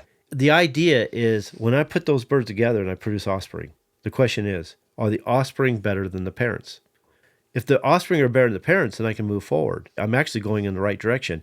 If I'm not paying attention to that and I'm just breeding, chances are that's what a lot of people are doing. They're producing offspring. They're not really paying attention whether they're better than their parents or not. They're just the ones that survived. They're pretty much breeding to all of them. They're not being very selective. So not only do I want to produce offspring, and they're not all going to be better than the parents, especially not in the beginning, I'm going to select the few that are, and those are the ones I'm going to move forward with. That way I know I'm going in the right direction. I'm breeding with purpose. Can I say something? No! Some people might say, thou shalt breed with purpose. Well, duh. Okay. Yeah. Everybody breeds with purpose. But No. if you are just breeding whatever, like you said, every hen had a rooster with it, where's your goals? Where's your ending outcome? What do you want to accomplish? So in that aspect, thou shalt breed with purpose really does make sense. It's just something you guys got to think about. Or they'll breed with a lot of faith. Hoping it turns out. Well, yeah, and I understand people like to experiment and stuff like that, but by all means, thou shalt not experiment with your family brood fowl. Make a subline, please. Don't do it with your family. Well, think of it this way. A lot of people get their birds and they're not thinking about improving. They're not thinking about selectively breeding them. All they care about is producing enough offspring so they can breed the next year without any direction whatsoever. So they're not breeding with purpose. They're not selectively breeding them. They're not looking for the offspring that are better than the parents. They have no idea of the proper type, conformation, color, purpose, and performance ability, all that stuff. They have an idea of the purpose for which that bird was bred for, but they don't understand the bird. So they're just happy if they get enough offspring that they can breed next year with no direction whatsoever. Got to have direction. You've got to have that goal. It's good to set those goals where you want to be next year or 3 years or 4 years or 5 years. Keeps you motivated. But have a goal, have a purpose. That's the main thing. Like Nancy said, experimenting thing, there's nothing wrong with it, but do it to the side and make sure that extra is not taken away from your fundamental goal with creating your family. Make sure your time's invested in those rather than the experiments. A subline is a wonderful thing. I see so many people getting birds say, oh, this looks better than mine, or this bird can actually improve mine. So they breed them right into their foundation line. And then they wonder, and we talked about this with Jose a second ago, is that they don't see any deleterious results in the first generation, EF1. So they think they got away with it. So then they breed those, and all of a sudden they see a little bit something going on in the third, like, oh, okay, what's this? They get rid of the ones that are questionable. They breed with what's left, not selective breeding, not selecting the standouts. And all of a sudden, the fourth year, they get everything under the sun. They're like, what happened? Well, by that time, they got rid of the P1 parents. They don't even know where they came from anymore. And they're confused. You know what I mean? So I don't understand how people can breed like that. I've seen strains destroyed by just breeding one hen or one rooster into their main foundation blood and destroy them. Just one breeding and destroy them completely. But you can come back from that, right? If you know what you're doing. But you're basically starting over. Now, it depends on your skills as a breeder and your knowledge of breeding. I've seen people where they got in trouble and their strain all of a sudden went in a different direction. This is a program we're going to be talking to with our members here pretty soon in an upcoming roundtable is improvement through reduction program. Because sometimes you get in a position where all of a sudden your birds are going in a completely different direction. You're like, what happened? And a lot of times what happens is they either bottleneck their strain because they didn't understand how to keep them going, a true breeding program, or they lost so many birds that the birds were left were limited in their genes, which forced them to go in a different direction. So if you understand the traits and their genetic factors and what to select for, you can actually create a family from that. Will they be what they were before? Most likely not. They're going to be completely different. But can you make a nice family out of that? And maybe even make them better? Maybe, if you know what you're doing. But again, you need a proper breeding program to do that. A multi-part breeding program. Not just one method, but multi-methods that's done at a particular time. I see so many breeding programs and it's just one method and that's all there is to it. It's a start and an end. That's it. Yeah. We'll be right back after a word from our sponsor. This show was brought to you by the Breeders Academy, where we will help you to increase your knowledge of breeding, advance your skills as a breeder, and help you to improve the quality and performance of your fowl. As a member, we'll provide you with the roadmap that you will need to create a true family or strain. I urge you to check it out. You've got nothing to lose, and you can cancel at any time. You also have a 30-day money-back guarantee. Simply go to www.breedersacademy.com to sign up. The Breeders Academy will not only change the way you think about breeding, but improve the way you breed your fowl. I hope to see you there. So let's get started.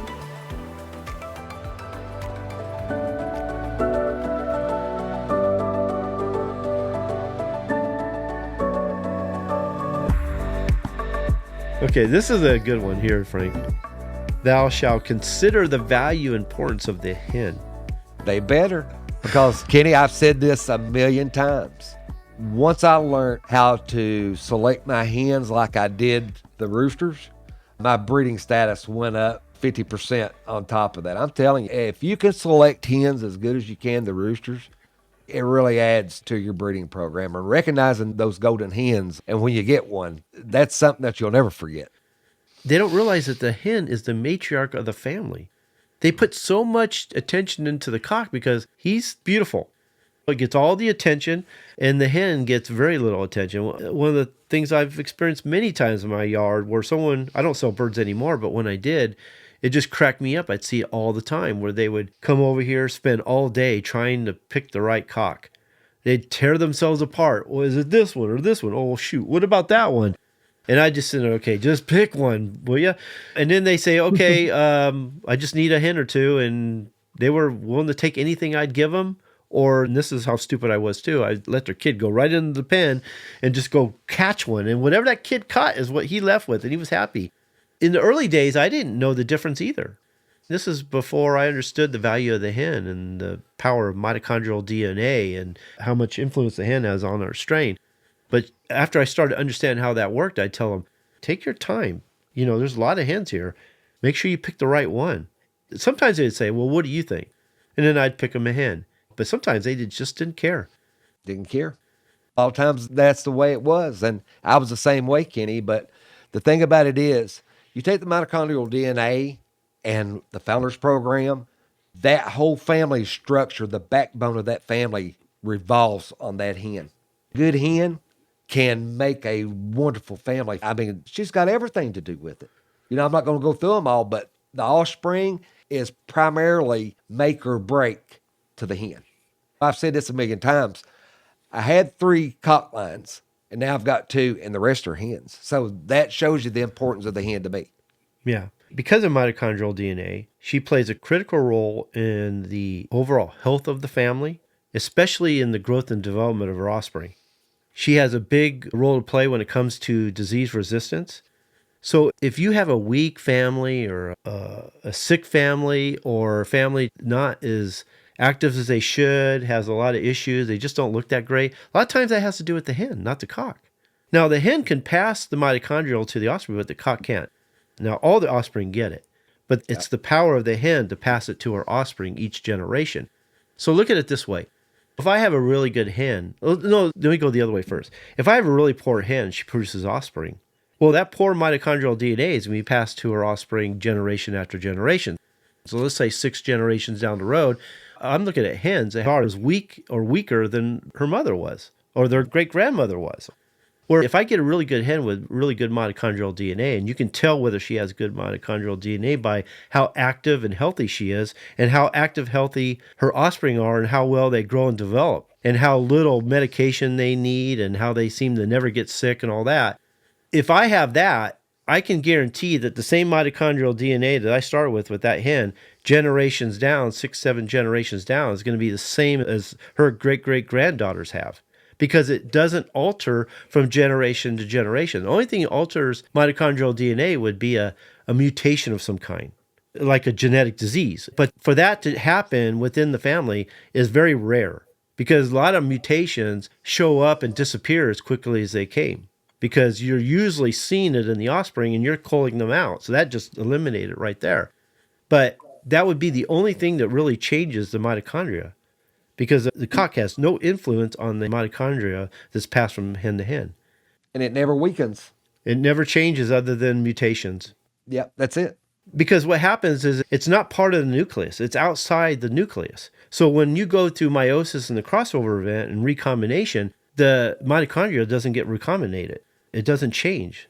So it always stays the same from bird to bird to bird. That's how valuable that is. And that's what makes her valuable. So selecting the hen is so important. I know Frank does it. I do it. I think I have one line out there that's headed with the cock. I used to have multiple, and last year I had 2. But this year I only have 1. All my lines for all my families are headed with the hens. Every one of them. I had somebody ask me that question here just recently. Well, which one do you go with? My answer was to him, well, which one is the better producer? 9 times out of 10, it's going to be your hen, usually. Because like I said before, she is the backbone of that family that you're creating. She's everything. Yeah. Now, when we talk about this too, and this is one of my favorite commandments in this program. When I wrote it down, I almost put it first because I liked it so much. I can do multiple shows on this one. We talk about it all the time, and I've seen this. I've seen it in my yard. I've seen it in other people's yards many times, where they'd have a really good cock, but they'd have really bad hen, and they just didn't get really good offspring. They'd actually go the other direction. But if they had a really good hen, it's not that the cock can be anything or be any level of quality. Obviously, the better the cock, the better offspring you're going to get. But the chances of you having a good hen with a mediocre or bad cock and having bad offspring are slimmer than the other way around. So the idea is to get the best hen you can, get the best cock you can, and produce the best offspring. But if you have a mediocre cock, a good hen can make up for a bad rooster, but a good rooster cannot make up for a bad hen. Does that sum it up? Yep. Yes. Okay. I was trying to get there, but I wasn't actually quite getting there. And I've seen it. I know Frank has experienced. I've experienced. A lot of my members and people I've talked to before that have experienced that. And I think it's all because of mitochondrial DNA. Yeah. I have a lot of people say, well, I can't look at the hen and see what I do with the rooster. Well, it's something, a lot of people's gifted with that, but I wasn't gifted with it. I had to teach myself. You have to train your eye to it. Just the same way that you look at the rooster, look at the same aspects, match the hen with the rooster. It's the same thing we're looking for. You said something recently that really stuck with me, and it was genius. That a lot of people can pick the right cock, but they can't pick the right hen. And then you ask them, if you saw a henny, could you pick the right henny? And they're like, yeah, because they understand the overall type of the bird and conformation of the bird. Well, the hen has to have the same conformation as the cock. It's just a smaller bird. It's going to have feminine features, like a henny. So if you can pick a henny, you should be able to pick a hen. She's got to have that cheerleader type look, that athletic look. She has to have the same type conformation as the cock, just be more feminine and maybe a little smaller. That's it. It's not that hard, actually. She has to have the right shape of head, hawk-like beak. She has to have a long, strong neck. She has to have a wide, flat back that tapers nicely to the tail, good angulation in the legs where the thighs are longer than the shanks. All the same things. The tail has to be in the proper angle and everything. So it doesn't change that much between the cock and the hen. I see a lot of people that will select the burly, masculine looking hens. I'm not that way. I'm like Kenny. When I select my hens, I want them to be feminine. I want them to look like a hen's supposed to look. I want them to look like a hen. I don't want them to look like a rooster. But a lot of people does. Domestic breeders out there, you have the standard of perfections to look through. It tells you in detail what the hen should look like. If it's truthful with the way it's written, Nancy. Exactly. Yeah, we're finding out more and more that the standard is way off. It's more misguiding than anything. And that's something we've learned from Brian, especially when it comes to color. That thing can mislead you quite a bit. So I'm not so quick to send people to the standard. So what do you do then? How do you know what is misleading and what isn't? That's a good question. Brian really opened my eyes to the inconsistencies and problems with the standard. That shows me that the judges and the APA don't really understand the breeds. They don't understand the breeds in their book like they should. What birds actually produce the right colors? We see this especially in the silver duckwing. If you look at the silver duckwing, the cock's supposed to be a nice silver hackle saddle with black, with a still blue wing bar, which is fine. That's the way it should be. But if you look at the standard, the hen is what we call a silvery partridge color, but they have the salmon breast. Well, that salmon breast is going to get you red in the cock, like a golden duckwing, or at least leakage. That made me mad. It did make me mad. Yeah, it made you really mad. That made me really, really mad. Because they cost me about 4 years of breeding myself. Oh, man, that really got under my skin, that one. When I knew it was deliberate, that made me mad. We did a whole episode on that. So members, if you haven't seen that, go into the Standard Perfection page, go to the Silver Duckwing, go down to where the videos are, and Brian and I did a whole show on the breeding of silver duckwings. And think of all the different breeds out there that have the silver duckwing variety, and they're all doing the same thing. They're using the salmon breast hens as the proper hen to breed with your silver duckwing cock. They don't realize that that hen should have no warmth in it whatsoever. It should either be white or grayish looking. Any red, pink, any warmth color at all, which is the autosomal phenomelanin, that's going to ruin the color of your cocks. It's going to ruin your strain. And I remember when I was a kid that whenever I had those, I used to get rid of those because I went by the standard. Even Tony told me to pick the ones with the salmon breasts. Yeah. That's what I was doing for years, and I just kept getting worse and worse and worse and worse and worse till they was coming like golden. I was like, something's got to give. So I said, well, I bred these hens. I'm going to start breeding those lighter hens. Man, they just started coming out good. I got lucky is what I got, but going from the standard, it was terrible.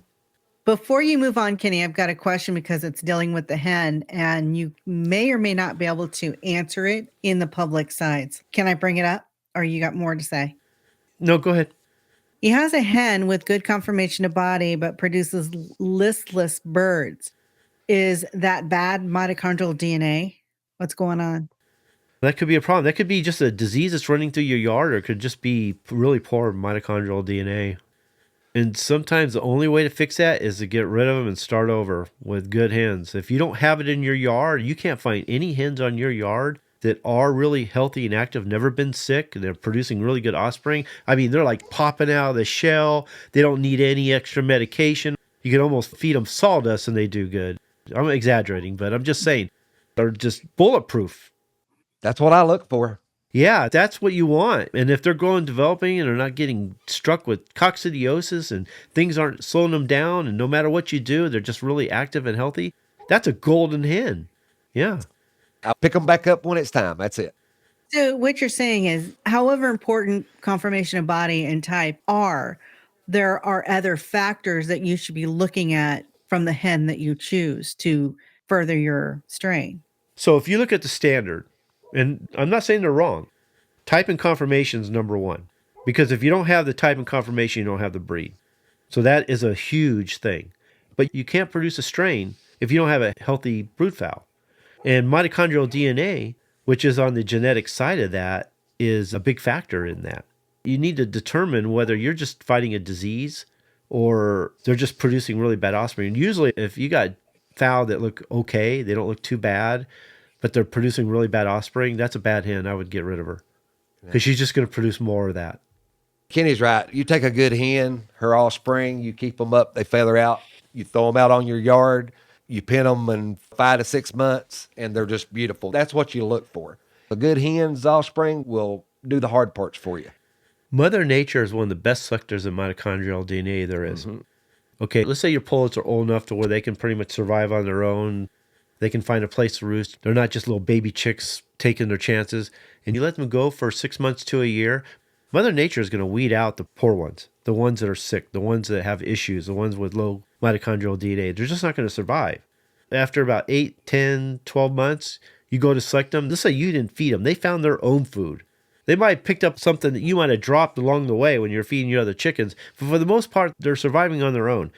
You pick up those birds, are going to be the healthiest birds on your yard, and those birds are going to produce healthy chicks. Those should be the matriarch of your strain right there. And if you lose most of them and only end up with a handful, thank Mother Nature because she just did you a favor. She just selected the ones that are going to actually do you better than the other ones. That's what me and Kenny was talking about before the show earlier today, before I went fed and watered. Our birds, it's been really cold here. It was down at 18 last night. Of course, I put good bedding in the cages. I make sure they got feed and water every day, but that's it. And then I see other people, they've got them in their garages, they've got them in the barns with heaters running up on them. If my birds can't survive their environment, I don't want them. I don't want them on my place. Yeah. Yep, that's a big one. Frank and I were talking about this earlier before we got on. I don't know if you said that or not, but I agree. That if my birds can't survive without my intervention, that I have to feed them with vaccinations and medications and give them special supplements and everything, then I'm not creating a strain. I'm not creating a healthy strain. I will not baby my birds. If my birds die or act like they want to die, then they're gone. Mother Nature just did me a favor, showed me the weak link. When I'm feeding my birds and looking them over as I'm feeding them, I'm looking for the weak links. I'm looking for any defect that pops up, gone. If I see any of them not acting right, gone. I look for reasons to get rid of birds all the time. I will not baby my birds. I don't do special things. I'm not cleaning my pens every other day. I am cleaning them right now because I usually do it in the fall, but I didn't have a chance because we were so busy. The last week or two, I've been out there cleaning pens every day. But I only do that like once or twice a year. Other than that, that's it. In my brood pens, I use what we call a deep litter. I just keep building that up till it gets to a certain height, and then I take a little bit of it out, mix it all back in, and go on. So I don't baby my birds whatsoever. Well, I see if the wild animals and the wild birds, the turkeys and the wild birds out there, if they can live in this weather, then my chickens should be able to do it with the care that I give them as far as feed and water. So if I've got to baby them and give them medications, keep from getting sick, this and that, I'm not going to have them. I'm going to get rid of them. I just don't tolerate that. So JS did say that, yeah, he's definitely going to cull. But here's my question here, because he's saying the hen is active and healthy, but her chicks are lifeless. They're not active. So my question to you is, could it be the rooster that he's mated her with? Here's what I would do. Well, his decision is he's going to cull. But this is just my question to you. Breed both of them on different individuals. That's exactly what I was going to say. Before he culls her, if she's acting healthy, breed her to a different rooster and see what he gets. I'm not saying it's the rooster's problem. I'm just saying that it could have just been a bad batch. Now, if this is something that happens all the time, and I've had that, no matter who I bred this hen to, she's always producing crappy chicks. Gone. You know what I mean?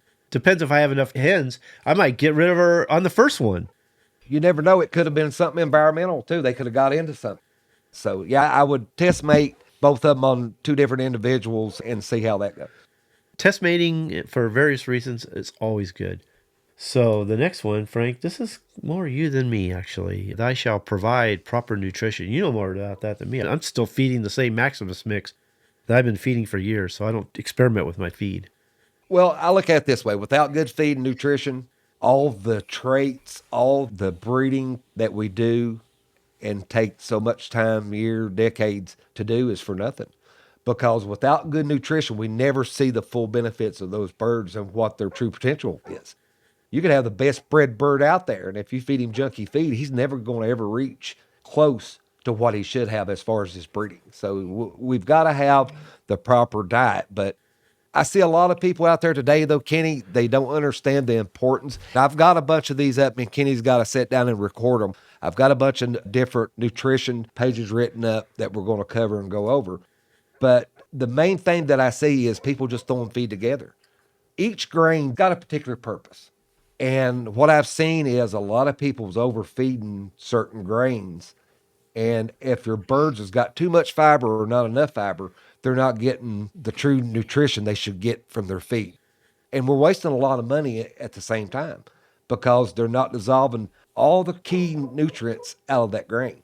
So if you've got it fixed in the right amounts, the right proportions, it can save you money, and also your chickens can benefit from it too. You can't select unless your birds are showing their full potential. And if they're not getting the proper nutrition, they're not going to show their true potential. That's what I do know. So I wouldn't feed them crap. I'd feed them the best you can. For the members, I have a mix that I put together with the help of a couple of nutritionists by selecting the feeds that are available at your feed store and putting them together in a certain way. I've been using that for years. My members have been using it. Other people have been using it, and I got nothing but compliments from it.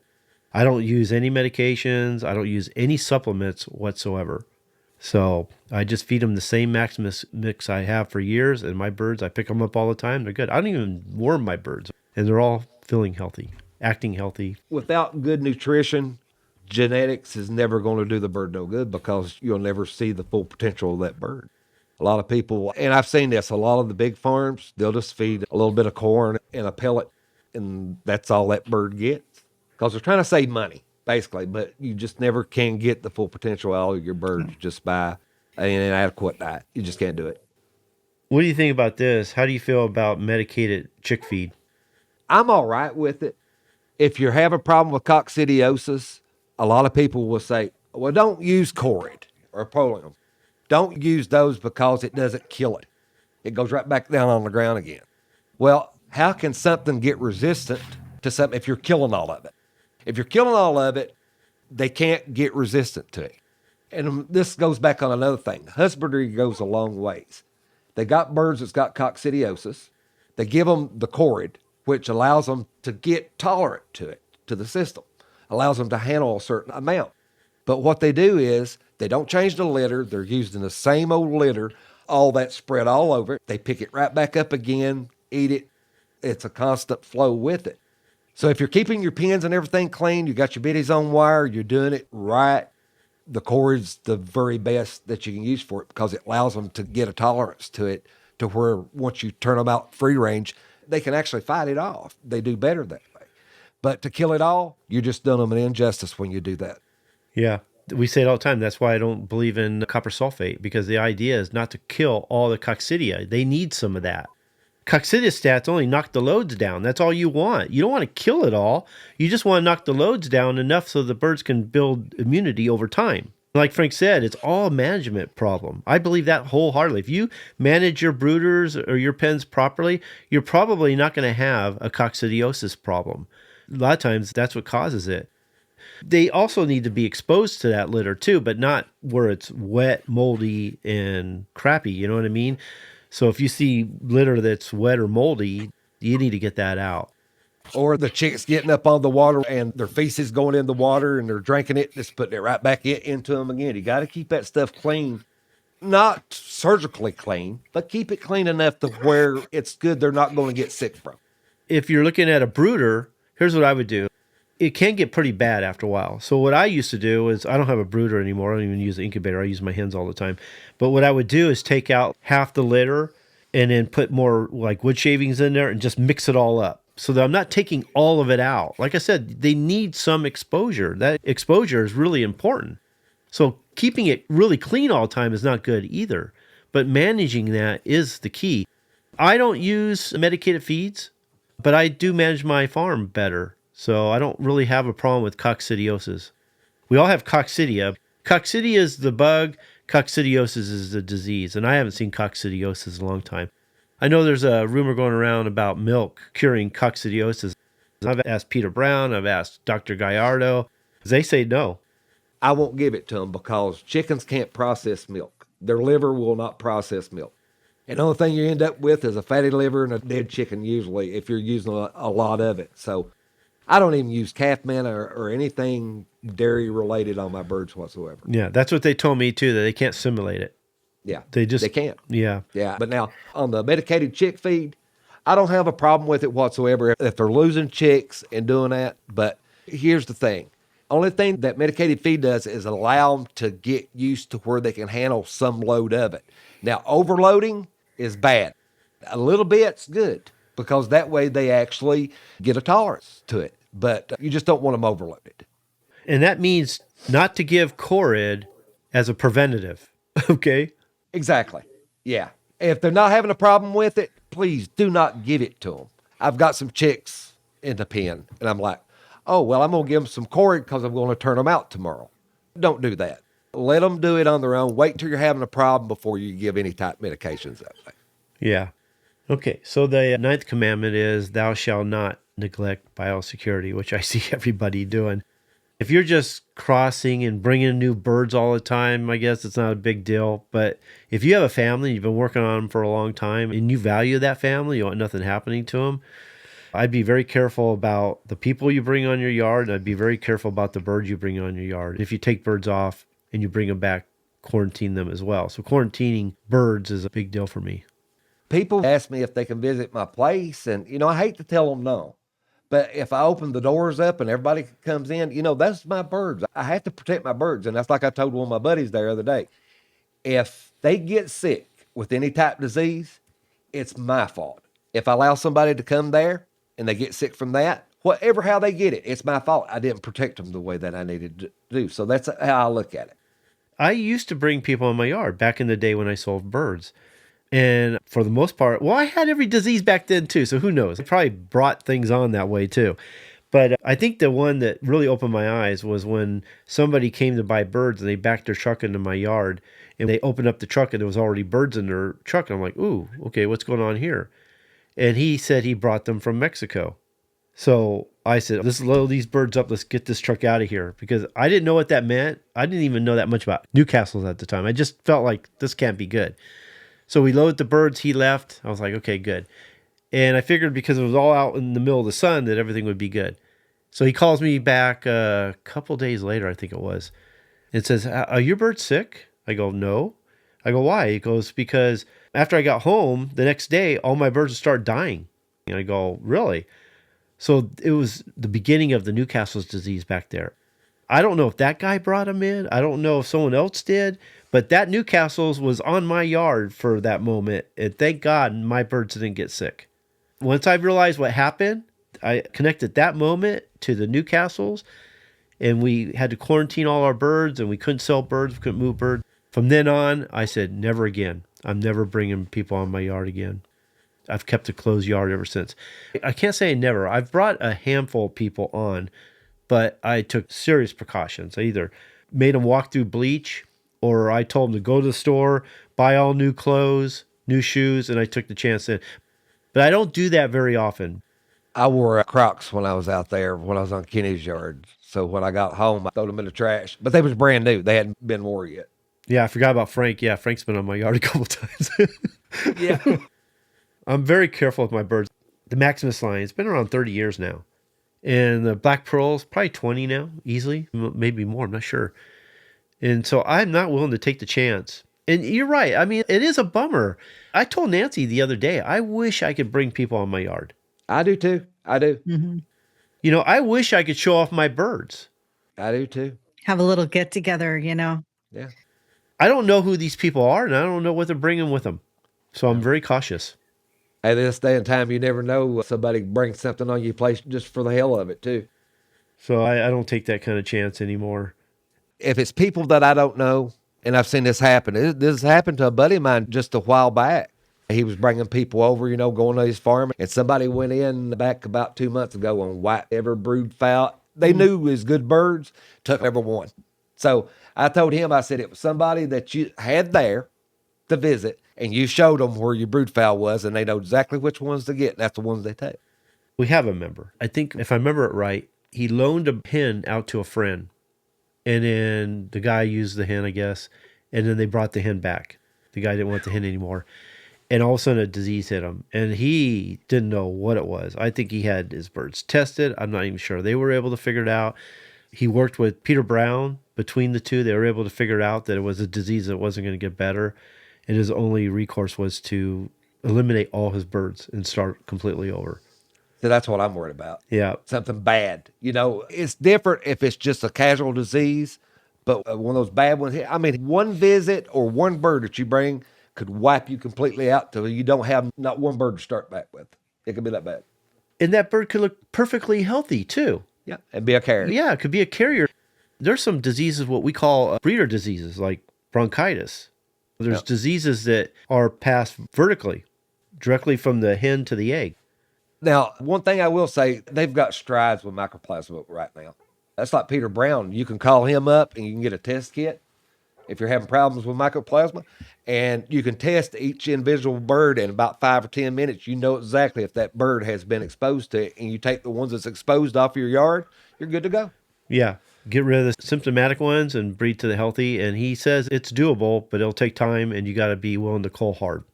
Yeah, it's one of those things you just have to do like we was telling them to do. You just got to stick with it and not do it any other way but the right way. Okay. Here's the last one. Thou shalt educate thyself as a breeder. This is a big one. It's short because it's like this. Education and knowledge is not gifted, it's earned.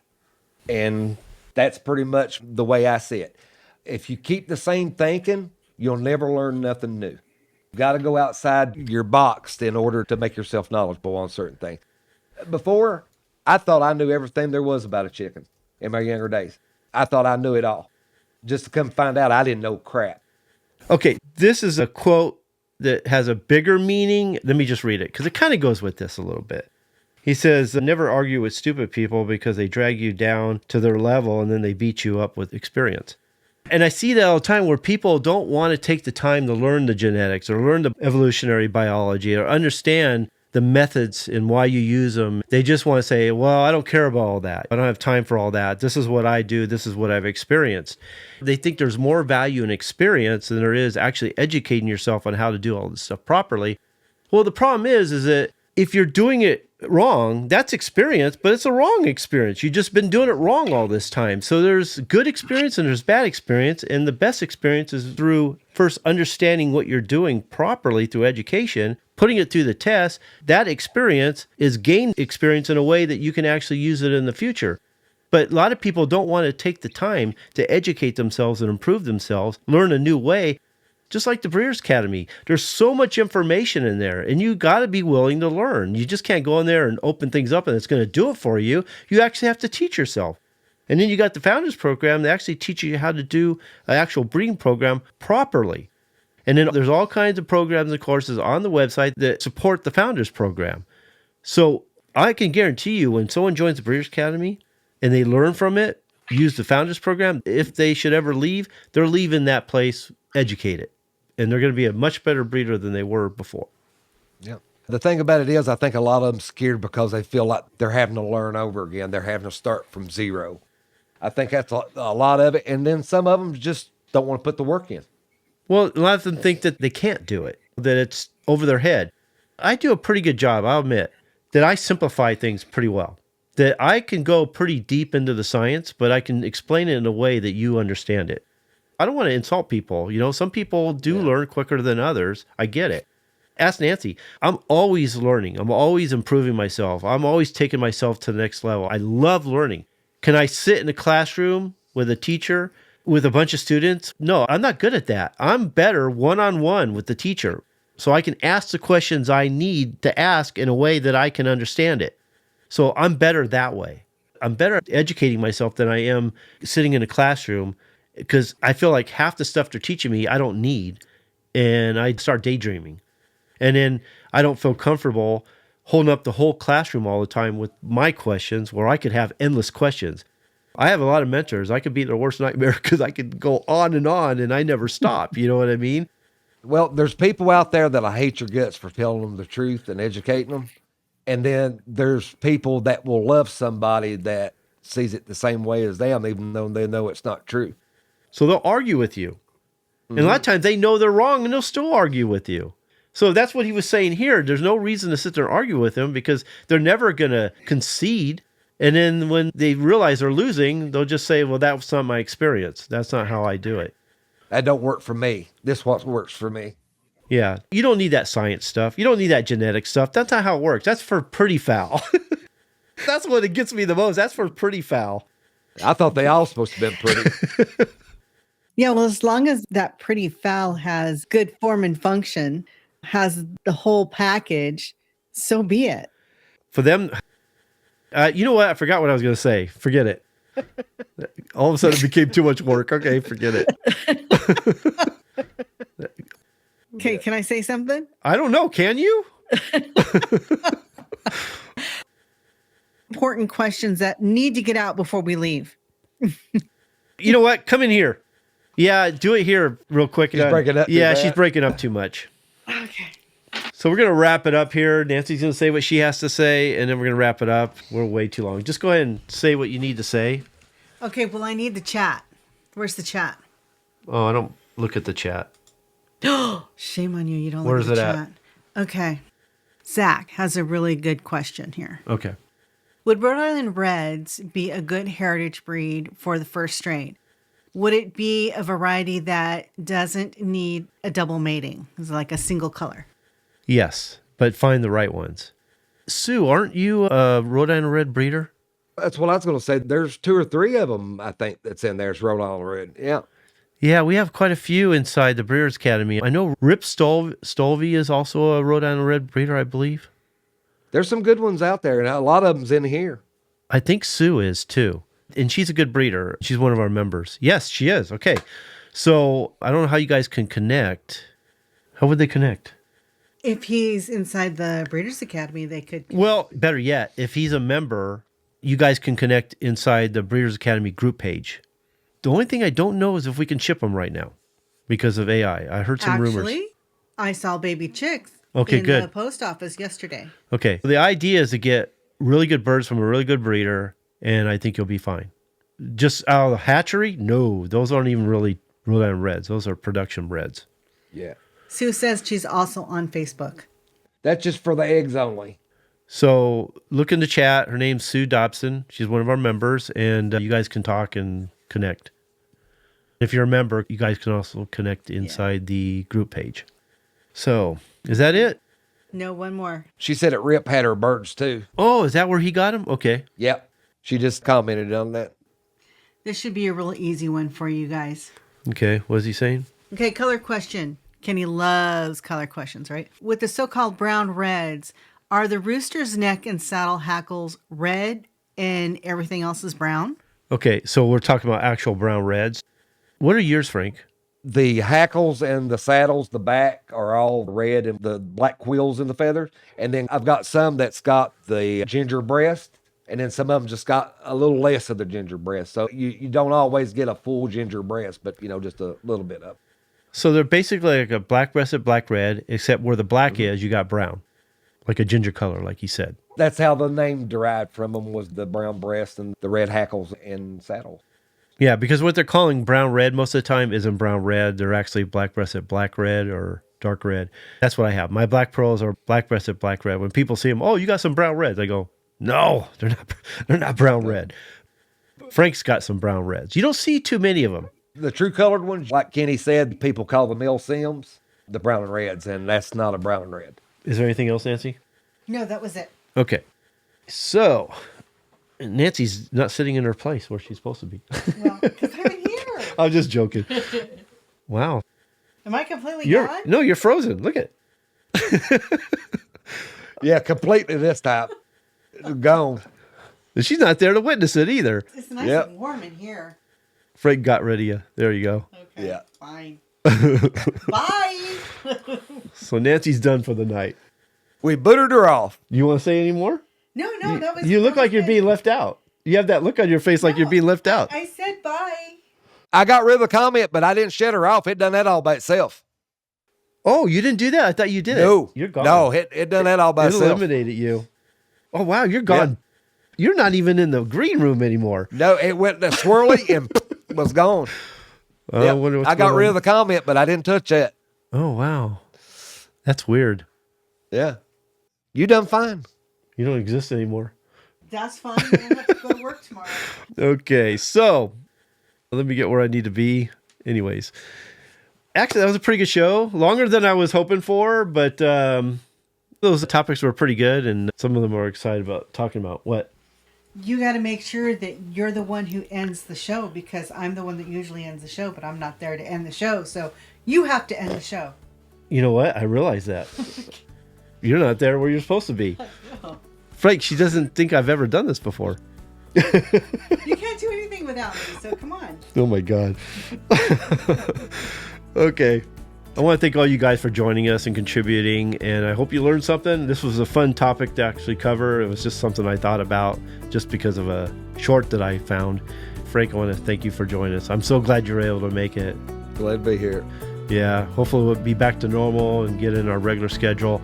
I don't know if we're going to do, we'll have to talk to Frank, but I don't know if we're going to do a members roundtable next week or the week after that. Don't look at me, I don't know. I don't know, we talked about it. So I'll have to talk to Frank and see when we can get that done. The one I want to do next is improvement through reduction, which is a really good one. That'd be a real good one. Yeah. They'll enjoy that one. Yeah, I want to thank you guys for joining us. Anything else I should say? Thou shall not decide to breed chickens without having the proper pen space. She's adding to the 10 Commandments. Yeah. Well, you already done that. I'm on number 12 right now. Oh, yeah.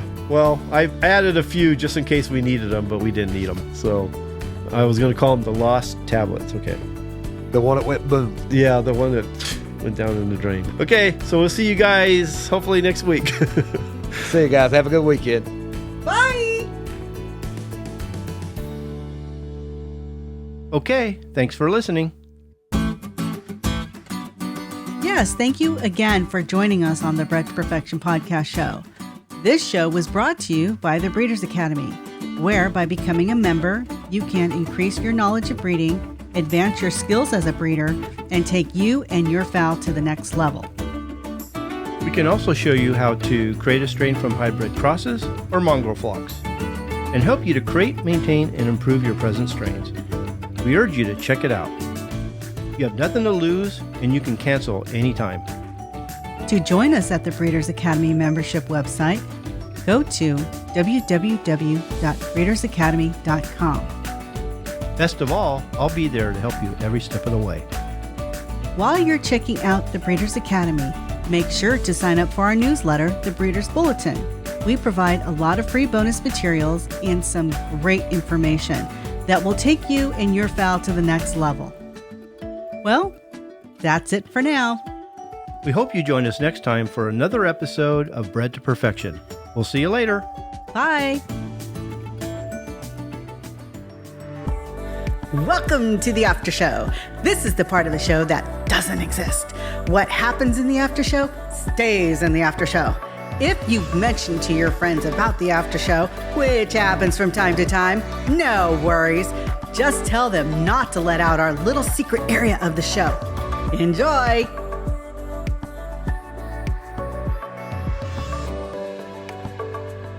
Keeping record of all your hens that are your layers is really good in a way that you can choose your breeders. Yeah, keeping track of performance and production is important because those are selection points.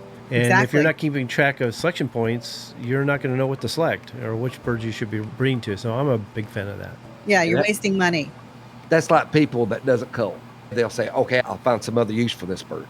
When a hen gets sick from me, I color. I'm like Kenny, I see that as a weakness. I see that as the worst genetic defect that you can have.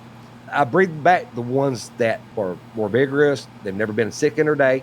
But for the ones that doesn't cull, what they do is they don't write it down. They don't mark them in any way. So say it gets sick in its first year. Okay, it goes on 2 or 3 years. And they're like, oh, I'm going to breed this hen. You're just magnifying that sickness in that bird. Now, can you get away from it? Yeah, you can. But if you've already got a healthy flock and you get one sick bird out of it, you don't want to incorporate that back in on your fowl. Something as easy as marking that bird and making a note of that, putting it in your charts can save you a lot of grief down the road. I mark my birds in 3 different ways, basically. I use an aluminum leg band that's colored. That tells me what strain they come from. Then I use a wing band for the number, and that tells me who they are. So I know who they are, I know who their mom and dad is. Then I have zip ties that I use for color that shows me their age. So from a distance right away, I can tell you what line they're from, and I can tell you how old they are. That tells me which generation they're in. I pretty much know all my birds here. I know every one of them. But sometimes you can have so many birds you don't know. So you pick them up, you look at the number, you go check on your computer, pull up your phone, go, okay, now I know who this is. I know what line she came from.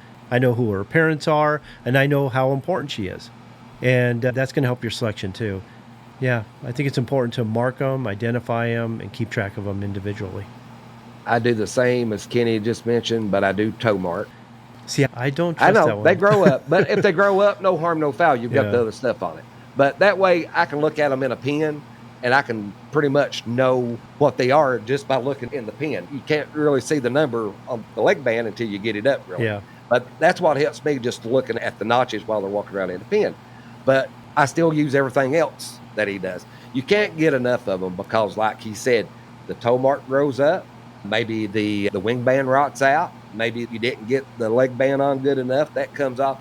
I want multiple ways to know where that bird come from. Where if it's a good thing or it's a bad thing, I want to know the mother and father of that bird. Yeah, in fact, we did create a toe punch pattern chart and a log to log all your toe punches. What bird has what toe punch? And the cold record. We have a cold chart too. So you won't forget what you cold and how much you cold. Yeah. The only thing I don't do is the nostril mark.